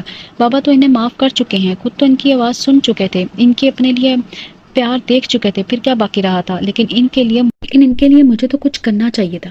آپ نے کیا عفان، جہاں تک ہو سکا وہ آپ نے کیا. ان دونوں کا جیتے جی ملنا تقدیر میں ہی نہیں تھا. پھر آپ کیسے انہیں ملا سکتے تھے؟ چاہے آپ لاکھ سوچتے، لاکھ تدبیریں کرتے، ان کو کبھی نہیں ملوا سکتے تھے، کیونکہ ایسا ممکن نہیں تھا. چچی نے بابا سے ملنا تھا تو دیکھیے وہ مل لیں. حالانکہ چچو چچی کا ایکسیڈنٹ کے ساتھ ہوا تھا. جب تقدیر میں ہی ایسا تھا تو پھر ہم کیا کر سکتے ہیں؟ اس نے بہت نرمی سے اس کے ہاتھ دبائے تو وہ آنکھیں موند کر اپنے آنسو اندر اتارنے لگا. صبر عفان صبر، مایوسی تو گناہ ہے اور آپ تو بہت ہمت والے ہیں. بھلا ایسے معاملوں میں آپ ہمت چھوڑ سکتے ہیں؟ یہی تو ہمت دکھانے کا اصل مقام ہوتا ہے، اور آپ تو بہت بہادر ہیں، بہت باہمت. اس نے بالکل بچوں کی طرح سے پچکارا. تو وہ آنکھیں کھول کر اسے دیکھنے لگا، پھر دیکھتا چلا کر سر جھکا گئی. صاحب اس کے لب ہلے. وہ سر جھکائے بولی، اگر میں کہوں کہ میری ہمت تم بن جاؤ تو. اس نے اس کے دونوں ہاتھوں میں ہاتھ پکڑ لی. پھر وہ سر اٹھا کر اوپر دیکھنے لگی. صاحب مجھے تمہاری ضرورت ہے، تم مجھے سنبھال سکتی ہو، مجھے میرے زندہ ہونے کا سانس لا سکتی ہو، مجھے دوبارہ سے زندگی بخش سکتی ہو. صاحب ایک دم سے ورافتگی سے بولا تھا، میں تمہارا ہونا چاہتا ہوں. اس کے ہاتھ پکڑے اس کی آنکھوں میں آنکھیں ڈالے بہت بے بسی سے کہہ رہا تھا. وہ پلکیں اٹھائے سے دیکھتی رہی، پھر اس کے گردن کے گرد اپنے بازو مائل کر دیا. اس کے کندھے پر سر رکھے جیسے سب کچھ بھول گیا. اب کی بار اس کے آنسوں میں ایک طمانینت تھی، جیسے وہ چونکی، لبوں پہ زبان پھیر کر رہ گئی. ریسیور ابھی تک اس کے ہاتھوں میں تھا اور ابھی تک رو رہی تھی. عفان خان تمہیں کیسے پتہ چل جاتا کہ میں پریشان ہوں؟ ریسیور کریڈل پر ڈال کر اس سے مخاطب ہوئی تھی. پھر آنسوں کو پونچھ کر وال کلاک پر نظر ڈالی. صبح کے 4 بجنے والے تھے. پتہ نہیں بابا کی طبیعت سنبھلی بھی ہوگی یا نہیں. دھیان ایک بار پھر خان افریدی کی طرف گیا تھا. وہ بے چین ہو گئی تھی. اسی بے چینی میں ایک بار پھر وہ مسئلے پر آ گئی. کافی دیر وہیں کھڑی پڑتی رہی، پھر اس مقام سے فارغ ہو کر کچن میں چلی گئی. سر میں بہت درد ہو رہا تھا، اس لیے نہ چاہتے ہوئے بھی اپنے لیے چائے بنانے لگی. چائے کا کپ اٹھا کر دوبارہ سے باہر آئی، جہاں فون کی گھنٹی ایک بار پھر جاری تھی. اس بار اس نے ریسیور نہیں اٹھایا. صوفے پر اٹھ کر چائے پینے لگی. دوبارہ فون کی بیل بجی تو اس نے ریسیور اٹھا لیا. صاحب بیٹا. دوسری جانب ڈاکٹر زریاب تھے. جی انکل. اس کی ایک ایک سماعت بنا. بیٹا تم جلدی سے اسپتال آ جاؤ. کیوں اس وقت؟ کس کے 700 خرچوں میں گھر کر وہ بولی تھی. میں نے ڈاکٹر رضوان کو فون کر دیا ہے، وہ بس پہنچتا ہی ہوگا، آپ باہر نکلو. انکل خیریت تو ہی ہے نا؟ وہ بے چینی سے بولی. ہاں بس خیریت ہی، آپ جلدی پہنچو. انکل پلیز سر بتائیں پاپا کو کچھ ہوا تو نہیں؟ اندیشوں اور خدشوں نے سر اٹھایا تھا۔ انکل، اس سے پہلے کہ کچھ کہتی باہر گاڑی کا ہارن بج اٹھا تھا، میں بس پہنچتی۔ اس نے تیزی سے ریسیور نیچے رکھا، پیروں میں الٹی سیدھی چپلیں پھنسائی، شال سیدھی کرتی باہر بھاگی۔ ڈاکٹر رضوان گاڑی کا دروازہ کھولے کھڑے تھے۔ اس نے متفکر ہوتے ان کا چہرہ دیکھنا چاہا، لیکن سخت سردی کی وجہ سے انہوں نے ہونٹوں تک مفلر لپیٹ رکھا تھا، وہ کوئی اندازہ نہ لگا سکی۔ جلدی بیٹھیں، ڈاکٹر رضوان نے کہا تو فوراً بیٹھ گئی، وہ بھی سرد سے اندر ہوئی۔ ڈاکٹر صاحب خیریت ہے نا؟ ڈرتے ڈرتے اس نے آنکھیں دیکھی۔ انہوں نے محض سر ہلا دیا۔ گاڑی کی سپیڈ تیز رکھی، یہ جانتے ہوئے بھی کہ برفیلے راستے ہیں، وہ اپنی گاڑی تیز کرنے کا کہنے لگی۔ ڈاکٹر رضوان نے نہ جانے کیوں اس کی یہ بات مان لی اور گاڑی کی سپیڈ تھوڑی سی تیز کر دی۔ گاڑی جیسے اسپتال کے آتے میں داخل ہوئی، اس کی دھڑکنیں تیز ہو گئی۔ ڈاکٹر خیریت ہے نا؟ گاڑی سے اترنے سے پہلے اس نے ایک بار پھر تسلی کرنی چاہیے۔ ڈاکٹر رضوان نے اس بات میں سر ہلا دیا۔ وہ دل کی تسلی دیتی تیزی سے گاڑی سے اتری اور پھر دوڑنے کے ایسی انداز میں آگے بڑھی۔ تیز سرد ہوائیں اپنے زوروں پر تھی، لیکن وہ ان کی پرواہ کیے بغیر تیز تیز چلتی کوریڈور تک پہنچی۔ پہلے دائیں بائیں دیکھا، پھر سیدھا چلنے لگی۔ ڈاکٹر زریاب کے کمرے میں چلے گئے۔ پیچھے سے ڈاکٹر رضوان گل نے کہا کہ اس کے قدموں کا رخ ڈاکٹر زریاب کے کمرے کی طرف کیا۔ جب وہ اندر داخل ہوئی تو ڈاکٹر زریاب اندر ہی موجود تھے۔ انکل، اس نے دروازے سے ہی نے پکارا۔ یکدم وہ رک گئے، ان کی آنکھوں میں کچھ ایسا تھا کہ اس کا دل وہیں تھم گیا۔ پاپا، اس کے ہونٹوں سے واضح الفاظ ٹوٹے۔ وضع خان یہ دنیا چھوڑ گیا ہے کیا؟ افریدی صاحب، اس نے ان کا ادھورا جملہ سنا تو بے اختیار آنکھیں اٹھا کر اوپر دیکھا۔ اس کی آنکھوں میں ایک اور سچ تھا، وہ بیٹھتی چلی گئی۔ نہ جانے کیسے ہیر کی آہ لگ گئی، منو نہیں راہ لگ گئی۔ عشق وش تو زانوں گر گئیاں، ایک عشق کی چاہ لگ گئی میں۔ اگلی صبح اس کی آنکھیں سوجی ہوئی تھی اور وہ نہ ہی اپنے انہیں بار بار مسل رہی تھی۔ رات نیند بھی بھرپور آئی تھی اور وہ روئی بھی جی بھر کر تھی۔ رات سے لے کر اب تک ایک گہرا سکون اس کے اندر چھایا ہوا تھا۔ وہ اطمینان سے ناشتہ تیار کرنے لگی۔ پاپا، اس نے اس کے چہرے پر کھلی کھلی مسکراہٹ دیکھی تو پوچھے بغیر نہ رہ سکی، کیا بات ہے جانو؟ اب تو اکیلے اکیلے مسکرائے جا رہے ہو؟ کچھ نہیں، وہ تو میں بس ویسے ہی۔ وہ خام کا چور بنی، وہ بغور اس کے چہرے کو دیکھتے رہے۔ دوپہر سے کچھ کہے بغیر اخبار پہ چپ گئے۔ عفان خان کمرے سے نکلا تو اس کا چہرہ موڈ فریش دیکھ کر وہ اطمینان سے گہرا سانس لے کر رہ گئے۔ آج تو بڑے پیارے لگ رہے ہو، بلیک پینٹ اور وائٹ شرٹ میں وہ واقعی بہت تازہ دم لگ رہا تھا۔ ان کی بات پہ ہونت سے ہنس دیا اور پھر کرسی کھینچ کر صاحب کے مقابل بیٹھتی دونوں کی نظریں ایک دوسرے سے ٹکرائیں تھیں اور پھر دونوں کے لب کھلے اٹھے۔ میں گرم چائے لاتی ہوں، پھٹنے لگی جب اس نے اس کی کلائی پکڑی۔ بیٹھی رہو، میں ٹھنڈی چائے پیتا ہوں۔ کب سے پینے شروع کی؟ وہ حیران ہوئی۔ آج سے کروں گا۔ وہ خواہ ہنس دیا۔ کان کھانا افریدی نے چونکا ان دونوں کو دیکھا، دونوں ہی ہنس دیے تھے۔ کتنے اچھے لگ رہے تھے دونوں ایک ساتھ ہنستے ہوئے۔ انہوں نے سوچا، پھر چونک پڑے۔ ایک ساتھ کیا یہ ایک ساتھ ہو سکتے ہیں؟ انہوں نے باری باری دونوں کے چہرے دیکھے۔ ان دونوں کے چہروں پر خوشی تھی، طمانینت تھی، سکون تھا، اطمینان تھا۔ تو کیا ہم انہوں نے خود سے سوال کیا، نہیں یہ کھو جائیں گے؟ میں بھول گیا تھا کہ تمہیں واپس بھی جانا ہے۔ سر اٹھا کر اوپر آسمان کی طرف دیکھا، قرب کے عالم میں بولا۔ تو صاحب نے اپنی بھیگی آنکھوں سے دھڑک کر اسے دیکھا۔ وہ دیکھ سکتی تھی اس کی آنکھوں میں بھی ننے ننے آنسوں کے قطرے جلملا رہے تھے۔ وہ اسے دیکھے گئی۔ جس دن سے تم کو دیکھا ہے اس دن سے میں نے بہت کو سوچنا چھوڑ دیا، اس لیے میں اسی طرف دھیان ہی نہیں گیا کہ میری محبت مجھ سے دور بھی جا سکتی ہے، مجھے چھوڑ کر بھی جا سکتی ہے۔ میں آپ کو چھوڑ نہیں رہی۔ وہ دھڑک کر گویا ہوئی۔ وہ گردن موڑ کر اسے دیکھنے لگا۔ جا تو رہی ہو نا، ایک نہ ایک دن تو جانا ہی تھا نا؟ کیوں، کیا تمہیں میری تنہائی کا احساس نہیں ہے؟ یہ بچوں جیسی باتیں ہیں عفان، اس نے اسے سمجھانا چاہیے۔ یہ بچوں جیسی باتیں نہیں ہیں صاحب۔ عفان اب جذباتی ہو رہے ہیں، ڈونٹ بی ایموشنل۔ کیسے نہ ایموشنل ہوں جبکہ تم مجھ سے دور جا رہی ہو؟ دکھتی آنکھوں اس پر ٹکا دی۔ اتنی بھی دور نہیں جا رہی، 2 قدموں کا فاصلہ ہی تو ہے۔ ذرا سا مسکراتے ہوئے اس نے خود کو ہلکا پھلکا محسوس کرنا چاہا۔ فاصلہ تو ہے نا؟ اس کی مسکراہٹ پھر سے وہیں سے مٹ گئی۔ نچلا ہونٹ ڈانٹوں تلے دبا کر رہ گئی۔ وہ ایک دم سے سیدھا ہو گیا، اپنی آنکھیں اس کے چہرے پر ٹکا دی۔ وہ دیکھتے دیکھتے نفیس میں سر ہلا کے رہ گیا۔ کیسے رہوں گا میں تمہارے بغیر؟ وہ بولے بغیر اپنے ہاتھ کی پشت پہ دوسرے ہاتھ کی انگلیاں پھیرنے لگی۔ وہ اس کے ہاتھوں کی طرف دیکھنے لگا، جب سی بے چینی اس کے رگوں پہ میں دوڑ گئی۔ صاحب، تمہارے ہاتھوں میں چوڑیاں اچھی لگتی ہیں۔ نہ جانے کیسے خود ہی اس نے موضوع بدل دیا۔ شاید آج اس کی کلائیوں میں چوڑیاں نہیں تھیں، جب بھی اسے یاد آیا تھا تم پہ یہ سرخ رنگ بہت سستا ہے، اس لیے آج میں تمہارے لیے کانچ کی سرخ چوڑیاں لے آیا ہوں۔ تمہیں کانچ کی چوڑیاں اچھی لگتی ہیں نا؟ اب کی باری سے اس بات میں گردن ہلائی تو وہ بھی مسکرا دیا۔ میری طرف سے چوڑیوں کا تحفہ قبول کرو گی؟ بہت محبت سے اس نے پوچھا تو اس نے ایک بار پھر گردن ہلا دی۔ اس نے ہاتھ بڑھا کر گھاس پہ کچھ فاصلے پر پڑا ایک پیکٹ اٹھا لیا۔ میں خود پہنا دوں؟ اس کا ہاتھ پکڑنے سے پہلے اجازت چاہیے تو اس نے پھر سر ہلایا۔ اس نے پیکٹ کھول کر اندر سے سرخ چوڑیاں نکالی، اجازت طلب نظروں سے اسے دیکھا اور پھر اس کا ہاتھ پکڑ لیا۔ نہ جانے کب تک دوبارہ نظر آؤں گی میں آج، اور اب بھی پاپا سے بات کرتا ہوں۔ کس بارے میں؟ تمہارے اور میرے رشتے کی۔ وہ اس کے چھیڑنے پر ایک بار پھر شرما گئی۔ یار، شرماتے ہوئے تم کتنی پیاری لگتی ہو۔ ایک بار پھر سے اسے چھیڑ کر وہ ہنسا تو اس کی بھی ہنسی نکل گئی۔ دونوں کی کچھ دیر کے لیے اداسی دور ہو گئی تھی۔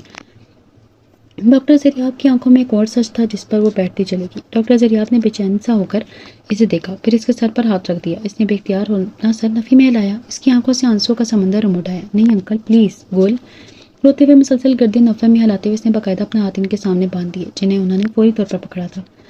گل تم غلط سمجھ رہی ہو بیٹا، میرے کہنے کا مطلب کچھ اور ہے۔ وہ اس کے پاس بیٹھ گئی۔ وہ کیا؟ اس کی سانسیں وہیں اٹکی۔ بیٹا اب تمہیں سچ بتانا ہی پڑے گا۔ سانس اوپر نیچے ہوئی تھی۔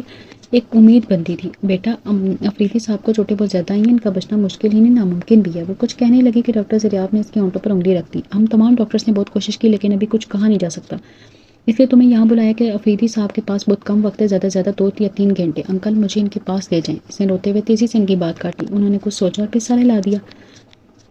چلو، وہ توزی سے ان کے پیچھے چلنے لگی۔ اندر داخل ہوتے اس کی نظر بابا جان کی کھلی آنکھوں پر پڑی تھی۔ وہ ان سے لگ کر پھوٹ پھوٹ کر رو دی۔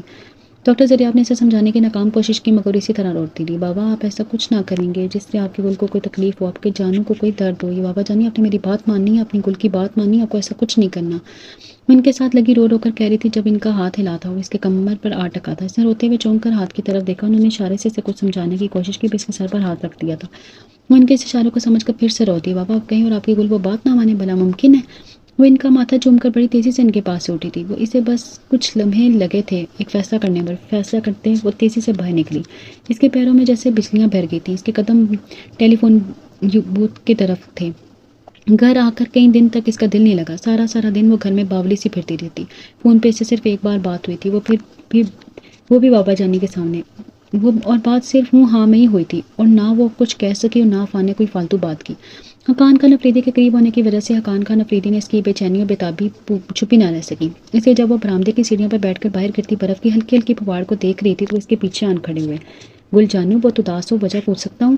ان کے کہنے پر وہ چونک کر انہیں دیکھنے لگی، پھر تیزی سے اپنی بھیگی پلکوں کو صاف کیا تھا۔ وہ جان کر بھی انجان بنے۔ تم یہاں بیٹھی ہو اور میں تمہیں کمرے میں ڈھونڈ رہا تھا، یہاں کیوں بیٹھی ہو؟ بہت محبت سے انہوں نے پوچھا۔ اس کے پاس ہی بیٹھ کے اس نے مسکرا کر برف کی طرف اشارہ کیا۔ ایک تو تم بنا ٹھنڈ لگی تو 10 دن بستر سے نہیں اٹھو گی، اب ایسی بھی بات نہیں ہے۔ وہ خوشگوار لہجے میں بولی تو وہ ہنس دی۔ آپ مجھے کیوں ڈھونڈ رہے تھے یار؟ تم سے ایک کام پڑ گیا ہے۔ کون سا؟ میرے کچھ مہمان آ رہے ہیں، ایک تو آپ کے مہمان۔ ان کی توقع کے عین مطابق وہ جلائی۔ تمہارے لیے تمہارے ساتھ والا کمرہ صاف کرانا تھا۔ کیوں میرے ساتھ والا کیوں آئیں؟ وہ دوسرے گھر سے ہیں اور رہیں میرے کمرے کے ساتھ ہوں۔ یہ مہمان بہت خاص ہیں۔ وہ دھیرے سے مسکرایا۔ آپ کے مہمان کبھی عام بھی ہوئے ہیں؟ اس نے تیوری چڑھائی۔ لیکن اب کی باری مہمان خاص الخاص ہیں۔ وہ دھیمے سے مسکرایا تو وہ جل کر رہ گئی۔ انہیں ان کے مہمان سے اس قدر چڑھتی کیونکہ جانتی تھی ان کے مہمان دھرنا دے کر بیٹھ جاتے ہیں۔ کہاں سے آ رہے ہیں؟ وہ جلا کر وہاں سے اٹھی۔ جانتی تھی اگر اس نے یہ بھی نہ کیا تو پھر بھی مہمان تو ضرور آ جائیں گے۔ بھلا مامی جان کس مہمان کو آنے سے روک سکتے بابا جان کس مہمان کو آنے سے روک سکتے ہیں؟ کراچی سے، انہوں نے سامنے دیکھتے ہوئے جواب دیا۔ اس کی دھڑکنیں اتل پتل ہو کر آئے گی۔ اسے اس پل عفان خان افریدی یاد آ گیا تھا۔ کب آئیں گے؟ وہ چلتے ہوئے بولی۔ کل شام 5 بجے۔ وہ تبھی اس کے ساتھ ہو لیے۔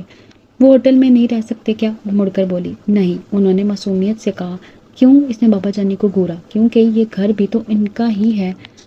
ہاں انہی کا ہے۔ آپ ایسا کیوں نہیں کرتے کہ پورا گھر آدھا آدھا کر کے مہمانوں کے حوالے کرتے تاکہ وہ یہاں آتے ہیں ہی خود کو مہمان نہ سمجھے؟ اس کے تپنے پر وہ ہنسنے لگے تو اور تپی۔ قسم سے بابا جانی مجھے آپ کے فضول مہمانوں سے سخت چڑ ہے۔ آتے ہیں تو جانے کا نام ہی نہیں لیتے۔ یہ نہیں کہ دوسروں کا گھر ہے کچھ شرم کریں۔ وہ 2-4 دنوں کے بعد گھر کے رہنے پر نہ جی مہمانوں میں شرم ہو تو وہ یہاں سے کس کے نا دھرنا مار کے بیٹھے رہتے ہیں جب تک خود کو اکتا نہ جائیں یہاں سے جانے کا نام ہی نہیں لیتے۔ بیٹا ایسے نہیں کہتے، مہمان تو اللہ کی رحمت ہوتے ہیں۔ انہوں نے اسے ٹوکا۔ اچھا جی تو اب کون سی رحمت آ رہی ہے؟ اسے چڑ کر نے دیکھا۔ رحمت ہی نہیں، یہ ذرا رحمت بھی ہے۔ وہ سے مسکرائے تو پھر بھی اسے غصہ آیا۔ تو کیا کروں، اپنا دیوتا ہے وہ معصوم بنے۔ دیوتا کون ہے؟ اس کے قدموں کے ساتھ اس کی دھڑکنیں بھی رکی۔ عفان اور کون؟ عفان؟ اس کی چیخ نکل گئی۔ انہیں تھٹک کے اسے دیکھا تو وہ شرمندہ سی ہو کر سر جھکا گئی۔ وہ یہ بھی نہ دیکھ سکی کہ اس کے لبوں پر بہت خوبصورت مسکراہٹ کھل رہی تھی۔ آ رہا ہے وہ خوشبوؤں کے سنگ، جگنوں کے سنگ، تتلیاں پکڑ کے رکھ لیو آرام، تتلیاں پکڑ کے رکھ لیو، آ رہا ہوں وہ ہواؤں کے سنگ، فضاؤں کے سنگ، ہاتھوں میں پھول پکڑ کے رکھ لیو۔ اہم حقان خان افریدی جان بوجھ کر کھنکارے تو اس کے لبوں پہ آئے اگلے جملے وہیں دب کر رہ گئے۔ وہ تیزی سے دیچکی میں چمچہ ہلانے لگی۔ میری مدد کی ضرورت تو نہیں؟ اس کے آگے ٹماٹر کا ٹکڑا اٹھاتے ہوئے انہوں نے پوچھا۔ جگنوؤں کے سنگ تتلیاں پکڑ کے رکھ لیو، آ رہا ہے وہ ہواؤں کے سنگ، فضاؤں کے سنگ، ہاتھوں میں پھول پکڑ کے رکھ لیو۔ اہم حقان خان افریدی جان بوجھ کر گلا کھنکارے تو اس کے لبوں پر آئے اگلے جملے وہیں دب کر رہ گئے۔ وہ تیزی سے دیچکی میں چمچہ چلانے لگی۔ میری مدد کی ضرورت تو نہیں؟ اس کے آگے سے ٹماٹر کا ٹکڑا اٹھاتے ہوئے انہوں نے پوچھا تو اس نے جلدی سے سر نفی میں ہلا دیا۔ بابا جانی 5 تو بج گئے ہیں، لیکن اب وہ بیٹا دیر سے وہ تو ہو ہی جاتی ہے، میرا مطلب ہے آپ ایک بار پھر فون کر کے پوچھ لیتے۔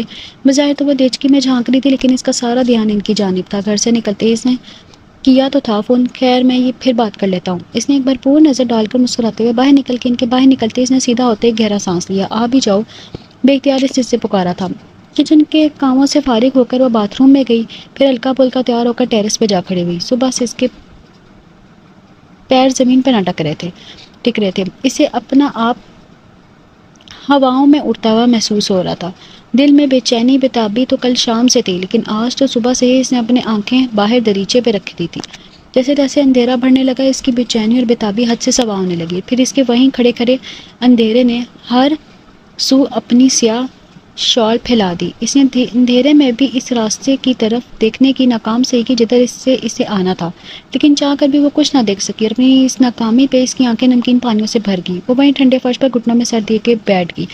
آنکھوں میں آیا پانی بہت آہستگی سے اسے گالوں کو بھگونے لگا۔ اسے وہاں بیٹھے اور روتے ہوئے نہ جانے کتنا وقت بیت گیا، لیکن اسے احساس تک نہ ہو سکا، چونکہ وہ تب جب ایک گرم ہاتھ اس کے کندھے پر آن ٹھہرا۔ اس نے تیزی سے سر اوپر اٹھایا، پھر جھکانا بھول گئی۔ وہ ہاتھوں میں جلتی ہوئی موم بتی لیے بہت غور سے اسے دیکھ رہا تھا۔ عفان، اس کے لب ہلے۔ اس نے مسکراتے ہوئے سارے لایا۔ اس نے ہاتھ بڑھا کر اس کا دوسرا ہاتھ پکڑ کے اسے جیسے یقین دہانی کرائی نشائی کہ آیا وہ وہی ہے۔ ایک بار پھر وہ مسکرایا، پھر آہستگی سے اپنی انگلیوں کے پوروں سے اس کے آنسو پہنچنے لگا۔ اتنی دیر کر دی، دیر نہ کرتا تو تمہیں اپنے لیے اس قدر محو انتظار کیسے دیکھ پاتا؟ وہ شرارتاً بولا۔ مجھے تنگ کر کے آپ کو مزہ آیا؟ وہ شکایتاً بولی۔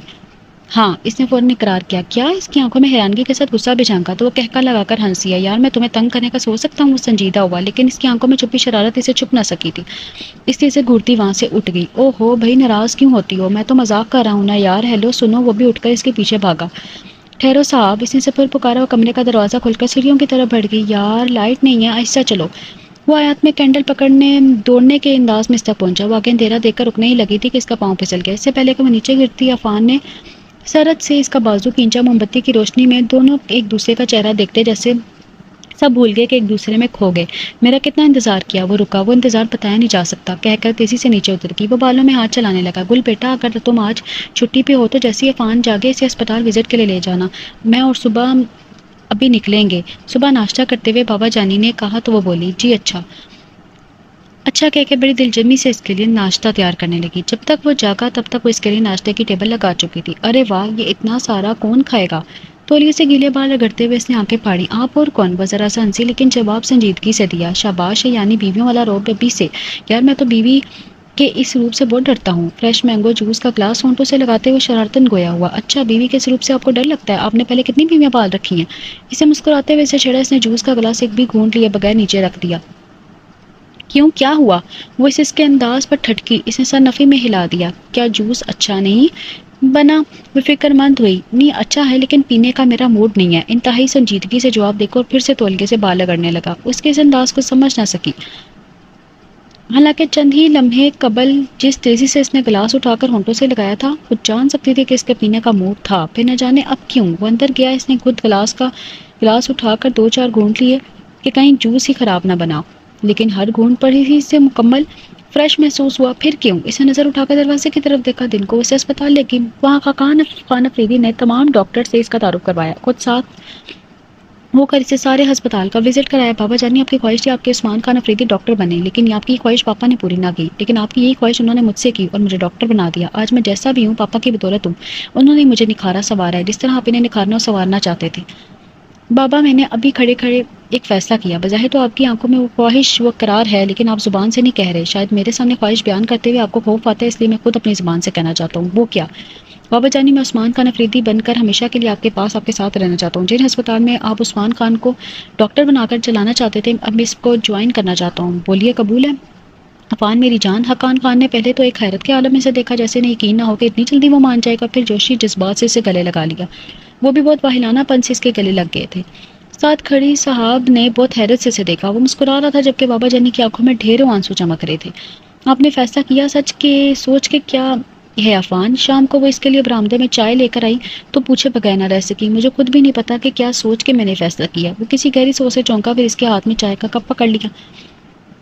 کیا مطلب ہے؟ اس نے حیرت سے اسے دیکھا، ساتھ والے چیئر کی سیٹ پر بیٹھ گئی۔ میں جب یہاں آیا تو میرا وہم و گمان میں بھی نہیں تھا کہ میں ایسا کوئی فیصلہ کروں گا۔ یہ تو چند لمحوں میں میرا موڈ بنا تو میں نے دل و دماغ کو رضا سے اس فیصلے پر مہر لگا دی۔ اور آپ کا موڈ کیسے بنا صاحب؟ میرا موڈ بنتا یا نہ بنتا شاید تب بھی مجھے یہی فیصلہ کرنا تھا، کیونکہ جب میں یہاں آیا، ان در و دیوار کو دیکھا، ان رستوں کو دیکھا، اس گھر کے کمروں کو دیکھا جہاں بابا جانی اپنے بیٹوں کو ہنستا کھیلتا لڑتا جھگڑتا دیکھنا چاہتے تھے، اس دان کو دیکھا جہاں وہ اپنے پوتے پوتیوں کے پیچھے بھاگ کر اپنا بڑھاپا گزارنا چاہتے تھے، اس اسپتال کو دیکھا جہاں وہ اپنے بیٹے بیٹیوں کو ڈاکٹر بنا کر چلتا پھرتا دیکھنا چاہتے تھے، تو پھر میرے اندر ایک اندر سے سنسان ہو گیا میں ایک دم سے، مجھے لگا، اور پاپا مجھے بے حس تھے، پہلے بہت بے حس تھے، ہمیں پہلے ہی کوئی قدم اٹھا لینا چاہیے تھا، خود ہی آگے بڑھانا چاہیے تھا، بس یہی سب کچھ سوچ کر چند ہی لمحوں میں نے فیصلہ کر لیا۔ بہت مطمئن سا ہو کر اس نے چائے کا سپ لیا، وہ اسے دیکھے گی، وہ بھی نظریں اوپر اٹھا کر اسے دیکھنے لگا۔ اب بہت اچھی ہیں عفان، بہت اچھے، دل سے تعریف کرتے ہوئے تشکر کے احساس اس کی آواز بھر آئی۔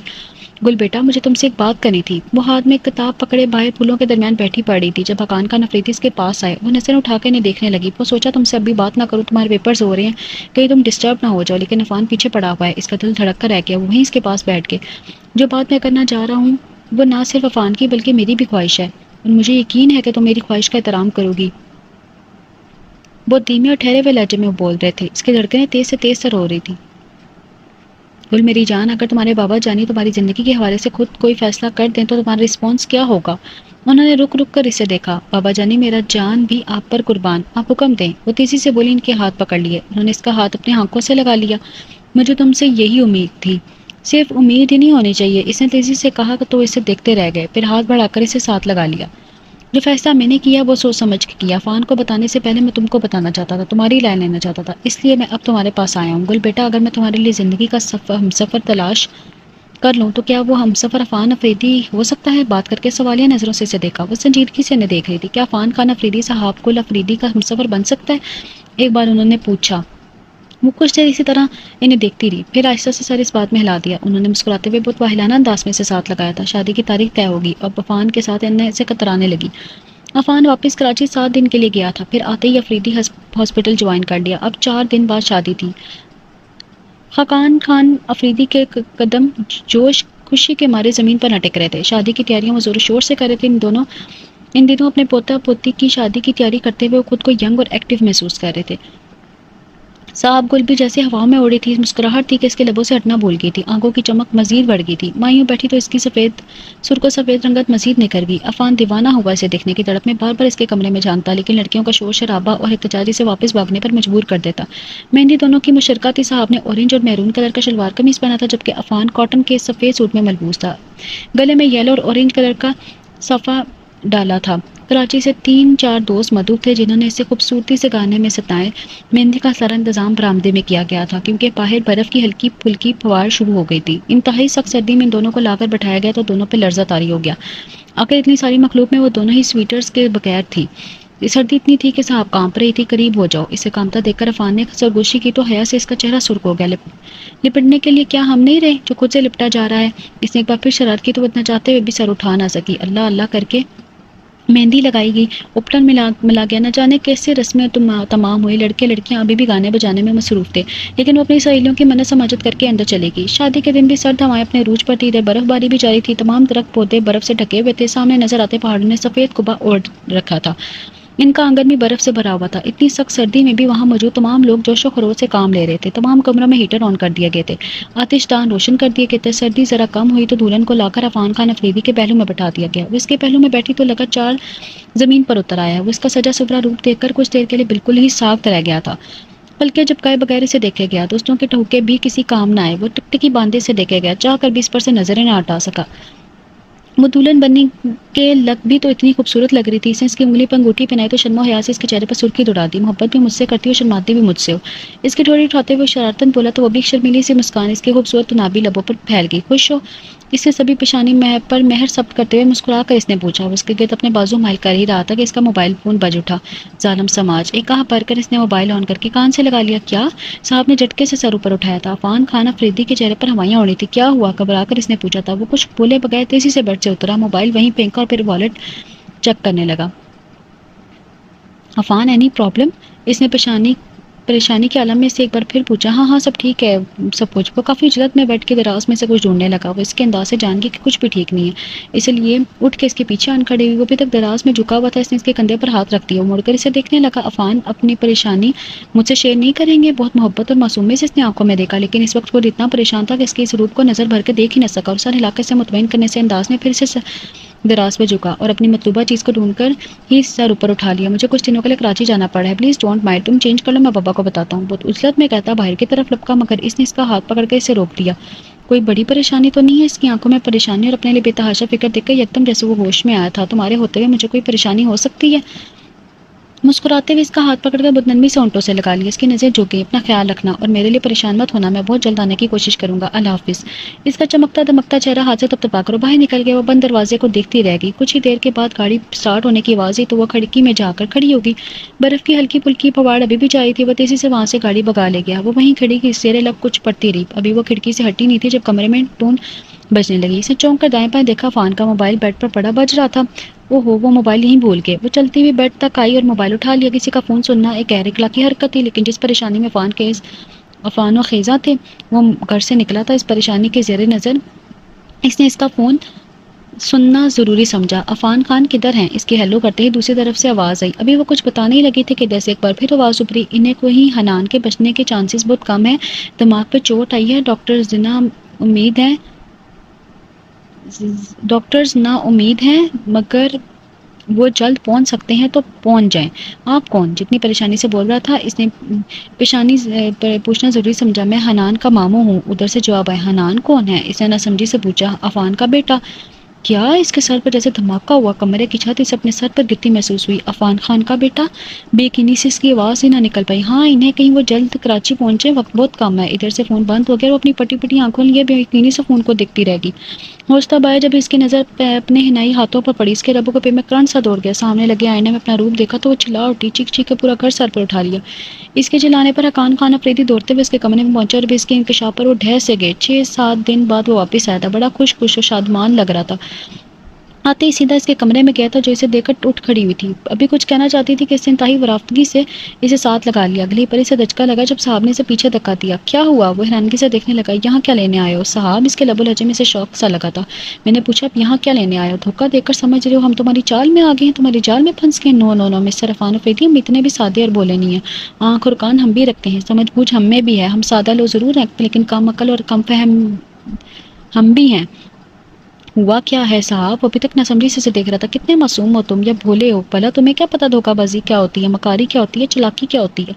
قسم سے میں کچھ بھی نہیں سمجھ پا رہا. کیا کہہ رہی ہو تم؟ وہ واقعی انجان تھا کہ وہ اس قدر جذباتی کیوں ہو رہی ہے. تم کیا سمجھو کہ دھوکہ باز اور مکار تو ہمیشہ اپنی چال کے بعد ایسے ہی نہ سمجھ بنتے ہیں. بھلا تم اب ایسے کیسے سمجھ سکتے ہو؟ وہ مسخرانہ انداز میں بولی تھی. صاحب اس طرح پہلیاں مت بجھو. ساتھ ساتھ بولو. تمہیں غصہ کس بات کا ہے؟ ندرسکی میں بھی اس وجہ سے چھیڑ بیٹھا تھا. اس کی آنکھوں میں جیسے خون اتر آیا. یکدم وہ چلا اٹھی تھی. پہلیاں پہلیاں تم بجھوا کون رہا ہے مسٹر افریدی؟ بھلا تم اس قابل ہو کہ صاحب تم میں پہلیاں بجھواؤ، وہ بھی تم جیسے دوگلے گھٹیا انسان کو؟ صاحب پلیز میں واپس سے پوچھ لیتا ہوں کہ کیا بات ہے. مجھے چوکے واپس مڑ کے جب آدھے گھنٹے بعد اس کے سامنے آیا تو اس کی آنکھوں کی جوت ہی بجھی ہوئی تھی. کندھے جھکے اور چال ڈھیلی تھی. تو تمہیں پتہ چل گیا؟ ہارے ہوئے جواری کی طرح سے دیوار سے ٹیک لگائی تھی. تو کیا نہیں چلنا چاہیے تھا؟ وہ ٹڑکی. تمہاری تو یہی کوشش تھی نا کہ ہم سادہ لو تمہاری چال میں آ جائیں، ہم تمہارے دھوکے سے بنے کے جال میں پھنس جائیں، کچھ نہ جانے اور بالکل انجان بنے رہے. ایسا کچھ نہیں ہے صاحب. ایسا ہی ہے یا ویسا ہے. مجھے اب اسے کچھ لینا دینا نہیں. مجھے نفرت ہے تم سے. I hate you chatter. وہ چلائی. میری بات سنو صاحب. وہ آگے بڑھا لیکن اسے دھکا دے دیا. اب مجھے کچھ نہیں سننا. تم دھوکے باز ہو. تم نے مجھے دھوکا دیا، میری زندگی تباہ کیا تم نے. چلے جاؤ میرے کمرے سے، نکل جاؤ یہاں سے. Get out. وہ ایک بار پھر اس پر جھپٹی تھی. دروازے میں بابا جان نظر آئے. وہ فوراً آگے بڑھے. گل بیٹا. انہوں نے نہ جانے کیسے اسے دور کھینچا. بابا جان اس نے مجھے دھوکا دیا، اس نے ہمیں دھوکا دیا. دھوکے باز ہے، مکار ہے، فریبی، میری زندگی تباہ کرنے آیا. میری بات تو سنو. وہ ایک بار پھر اسے منانے کے انداز میں بولا. کچھ نہیں سننا ہمیں. تم یہاں سے دفع ہو جاؤ. چلے جاؤ میرے کمرے سے. شدید غصے میں وہ ہانپتی کامتی بابا جان کی گرفت میں پھڑپڑا رہی تھی. ورنہ قتل کر دوں گی میں تمہیں، جان سے مار دوں گی. پاس پڑا گلدان کے اٹھا کے اسے دے مارا تھا. وہ آگے سے ہٹا نہیں تھا. گلدان سیدھا اس کے ماتھے سے ٹکرایا تھا. خون کا فوار وہاں سے پھوٹ نکلا تھا. تبھی حقان خان افریدی کا ہاتھ اٹھا اس کے چہرے پر پڑا تو وہیں ساخت ہو گئی. پھٹی پھٹی بے یقین نظروں سے بابا جان کو دیکھا. عفان کو باہر نکلنے کا اشارہ کر رہے تھے.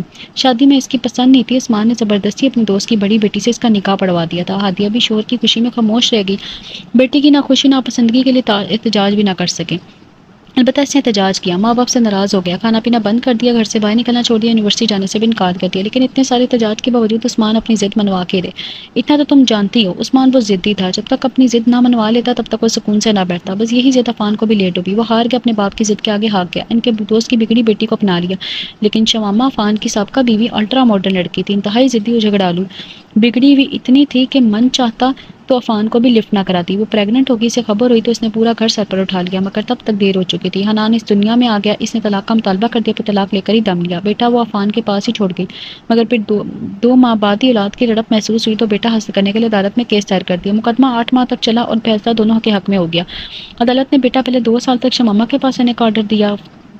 عفان بھی اسے ہفتے میں ایک بار مل سکتا تھا اور پھر 2 سال کے بعد دونوں ہی حنان کو 6 ماہ اپنے پاس رکھ سکتے تھے. بس یہی ساری کہانی ہے. اب حنان 6 ماہ اپنی والدہ کے پاس اور 6 ماہ عفان کے پاس رہتا ہے. اپنی بات ختم کرنے کے بعد بابا جانی نے نظر اٹھا کر اسے غور سے دیکھا. وہ سپاٹ چرا لیے بیٹھی تھی. اس کے کسی بھی احساس سے عاری چہرہ اور سد پڑتی آنکھوں سے لگ رہا تھا جیسے اسے کسی بھی بات نے متاثر نہ کیا ہو. گل بیٹا یہی سب سچ ہے. وہ بے قصور ہے. سچ کیا ہے اور کیا نہیں ہے مجھے سے کوئی سروکار نہیں. وہ دھوکے باز اس نے ہمارے ساتھ چیٹنگ کی ہے. صرف میری زندگی تباہ کرنے کے لیے آپ نے اس کی بات کو آگے آنے سے روکا تھا نا. اور یہی بدلا یہی یہاں آیا تھا. اب لے چکا. اب اسے کچھ نہیں لینا دینا. وہ دھوکے باز ہے. اسے بھی زیادہ دھوکے ہم سے کر سکتا ہے. اس سے زیادہ فریب ہمیں دے سکتا ہے.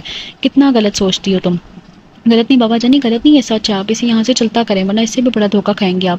گل بہت نہ سمجھی کی باتیں کرتی ہو تم. حقان کا نفریدی بے بس ہوئے. نہیں بابا جان میں نہیں سمجھ ہوں.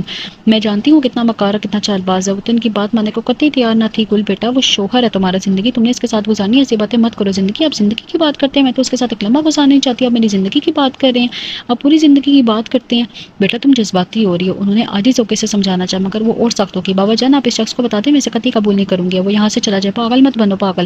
گل بابا میرے آخری فیصلہ ہے. اب اس گھر میں دیکھنا نہیں چاہتی میں سے. وہ 1-2 دن میں یہاں سے چلا جائے تو اچھا ہے. گل مجھے کچھ نہیں سننا. وہ اٹھی اور باہر نکل گئی. سیڑھیوں پہ کھڑا عفان وہیں بیٹھ گیا. اس کے کمرے میں 1-2 بار پھر آیا تھا لیکن وہ اس کی بات سنا تو درکنار اس کی شکل دیکھنے کی روادار نہ تھی. دھکے مار کے اسے اپنے کمرے سے نکالا تو پھر صاف لفظوں میں کہہ دیا تھا کہ وہ اس گھر سے چلا جائے. حقان کا نفریدی نے بھی اسے لاکھ سمجھائے. زمانے کی اونچ نیچ دکھانا چاہی مگر وہ مان کر نہ دیا. پھر اپنی بات منوا کر دم لیا. وہ نہ جانے کے لیے تیار ہو گیا. حقان کا نفریدی کی آنکھوں کی جوت بجھ سے گئی. وہ بے بسی سے صاحب کی طرف دیکھتے رہ گئے. تم اپنا فیصلہ بدل نہیں سکتی. انہوں نے اسے آخری سے کوشش کی تھی. نہیں اگر وہ نہ گیا تو میں یہ گھر چھوڑ دوں گی. بالکل سپاٹ اور سخت لہجے پہ عفان سے دیکھتا رہ گیا. صاحب میں جا رہا ہوں. کچھ دیر بعد بیگ کندھے سے لٹکائے وہ اس کے کمرے میں آیا تھا. تو جاؤ. سرد انداز اور پتھر مار لہجہ اس کا انداز کاٹ کر رہ گیا. بہت محبت کرتا ہوں میں تم سے. ایسے ڈگوسلے کرنے سب کو آتے ہیں. وہ مایوس ہو گیا. تم اتنی پتھر دل تو نہیں تھی. تمہاری طرح فریبی اور دھوکے باز بھی نہیں ہوں. وہ میرا ماضی تھا. وہ گڑگڑایا. اور یہ میرا حال ہے. وہ چبا چبا کر کہا. تم بہت سنگ دل ہو. تم نے میرا دل دیکھا ہی کب ہے. انجانے میں کیوں آواز بھر آئی. وہ اسے دیکھنے لگا. چہرے کا رخ پھیر گئی. جب خود کو نڈال محسوس کرو. جب دل کے ہاتھوں کمزوری محسوس ہو. جب تم آواز دے لینا. میں اسی وقت اسی پل تمہارے قریب تمہارے پاس آ جاؤں گا. ایسا اس کے کندھوں پہ ہاتھ رکھ کر اس نے جھٹکے سے کندھا چھڑا لیا. چلتا ہوں. اس نے باہر جانے کے لیے قدم بڑھا دیا. اس نے مڑ کر نہیں دیکھا. وہ ہونٹ کو چلتا آگے بڑھ گیا. تب اس نے گردن موڑی تھی. وہ چلا گیا تھا مگر اس کی خوشبو ابھی تک کمرے میں موجود تھی. بے اختیار اس کے قدم باہر کی طرف بڑھے. وہ ڈرائنگ روم میں کھڑا حقان کا نفریدی کے گلے لگا ہوا تھا. اس پر نظر پڑی تو اس کی پلکیں بھی ٹھہرے. آنسو مزید بڑھ گئے. جان لو صاحب میں تمہیں تم سے بہتر جاننے لگا ہوں. جو چیز تم بعد میں سوچتی ہو میں پہلے ہی سے جان چکا ہوتا ہوں. وہ اس سے محبت کرتا تھا. سچی محبت کا دعوے دار تھا. پھر کیسے نہ اس کے اندر کی حالت اور کیفیت کو سمجھتا. اس نے سر جھٹک دیا اور کچن کی جانب بڑھ گئی. وہاں دروازے کے ساتھ لگ کے وہ پھوٹ پھوٹ کے رو پڑی تھی.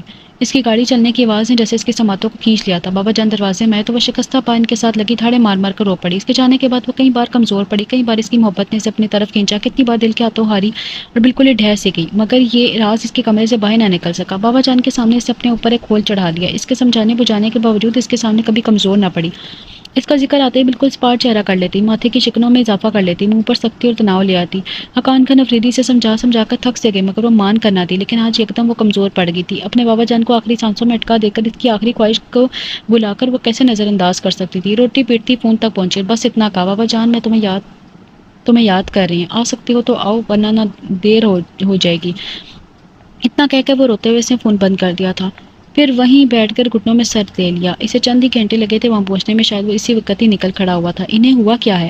اسے کوریڈور میں بے بس سا دیکھ کر وہ اس کی جانب لپکا تھا. اس نے کمرے کی طرف اشارہ کیا. وہ اندر کی طرف بھاگ گیا. پھر باہر جب نکلا تو اس کی آنکھیں سوجی ہوئی تھی. چہرہ آنسو سے تر تھا. صاحب وہ ہمیں چھوڑ گئے. وہ اس کے پیروں میں وہیں گر گئی تھی. تم یہاں سے کب جا رہے ہو. کئی دنوں کے بعد اس کے سامنے آئی تھی. بس مردہ چہرہ, بے نور آنکھیں جن کے نیچے سیاہ ہلکے پڑے تھے. ہونٹوں کی سرخی غائب تھی.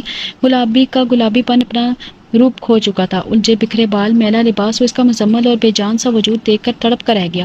مرنے والوں کے ساتھ مرا نہیں جاتا صاحب. کل اس نے اسے سمجھایا تھا. آج اس نے اسے سمجھانا چاہا تھا بڑے دکھ کے ساتھ. میں نصیحت کرنے کو نہیں کہا. میں پوچھ رہی ہوں تم یہاں سے کب جا رہے ہو. تشی سے اس نے کہا تو اس نے بھویں چکائی. اگر میں کہوں کہ میں نہیں جاؤں گا تو میں تمہیں دھکے دے کر گھر سے نکال دوں گی. وہ اور مشتری ہوئی. تو پھر اتنا یاد رکھو جتنا ہی گھر تمہارا اتنا میرا بھی ہے. اٹھ کر مقابل ہوا. بلیک میل کر رہے ہو. بلیک میل کیا. یہ سچ ہے.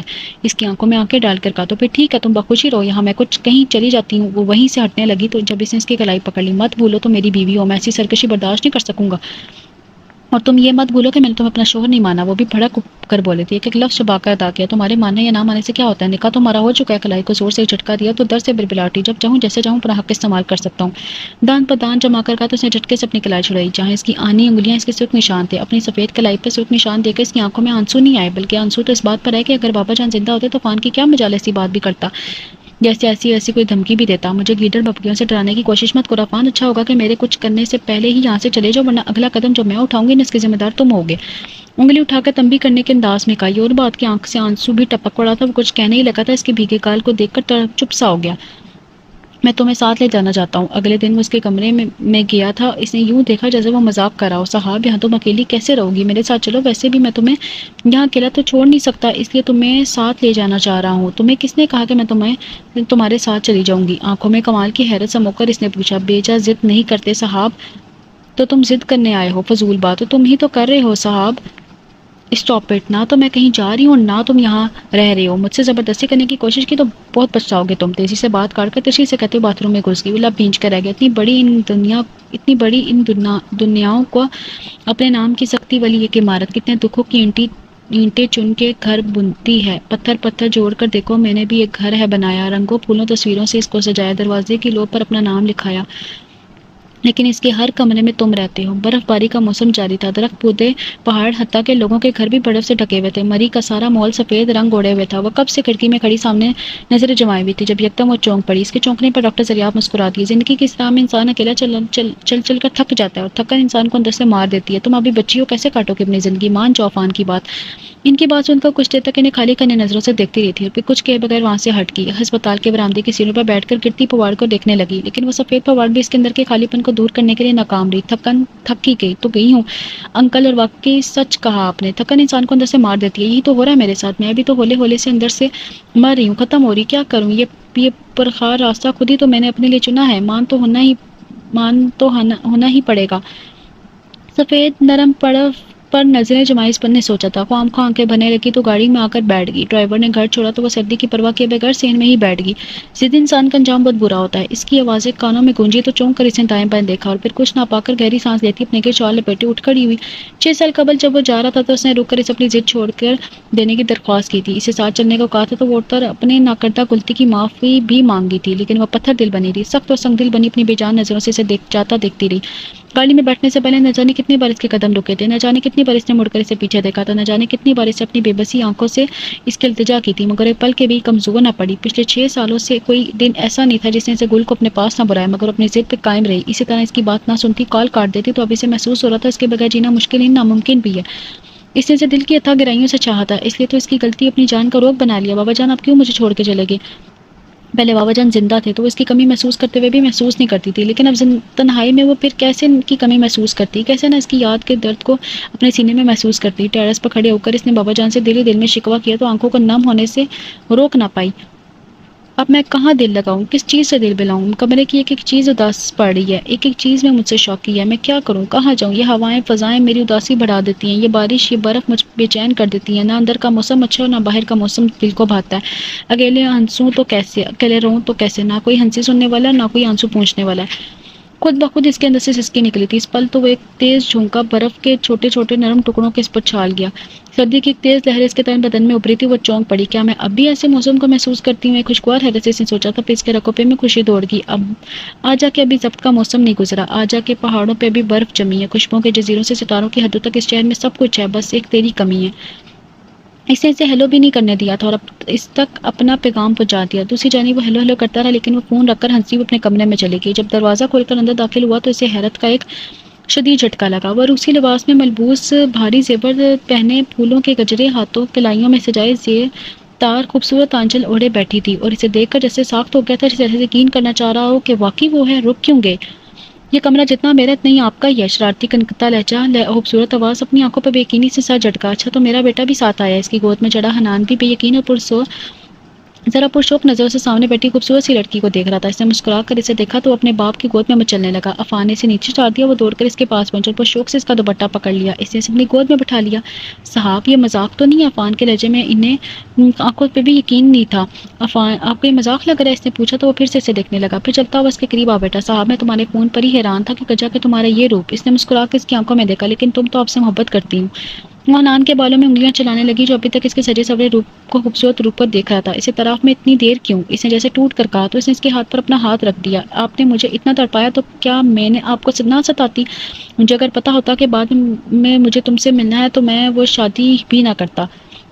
اس کے ہاتھ کو ہونٹوں سے لگاتے ہوئے یکدم وہ جذباتی ہوا. شادی نہ کرتے تو یہ حنان کہاں سے آتا؟ کمال معصومیت سے اس نے سوال کیا. تو جب وہ سنجیدگی سے اسے دیکھ رہا تھا ایک دم سے کہکا لگا کر ہنس پڑا. معصوم بنتی ہو لیکن ساتھ تانے دینے سے بھی باز نہیں آتی. تانا نہیں، اتنے پیار سے اسے بیٹے کو دیکھ کر آپ کون کافر آپ کو تانا دے سکتا ہے؟ اس نے نہایت ورافتگی سے حنان کو ساتھ بھیج لیا. یہ لو جناب. اس نے حنان کو ایک بار پھر اس کی گود میں ڈال دیا. جہاں وہ حیران ہوئی تھی وہیں حنان بھی حیرت سے اپنے پاپا کو تک رہا تھا. منہ دکھائی کا تحفہ. اب تو میں جیتے جاگتا تحفہ دے رہا ہوں. اس تحفے کو دیکھ کر پہلے تو پریشان ہو بھی ہنسی چلے گی. عفان نے ایک پرسکون سانس لیا تھا جبکہ وہ دل میں سوچ رہی تھی کچھ پانے کے لیے کچھ کھونا پڑتا ہے، بس دل وسیع ہونا چاہیے. ناول کا نام ناول کے ڈسکرپشن باکس میں موجود ہے تو آپ وہاں سے ناول کا نام پڑھ سکتے ہیں.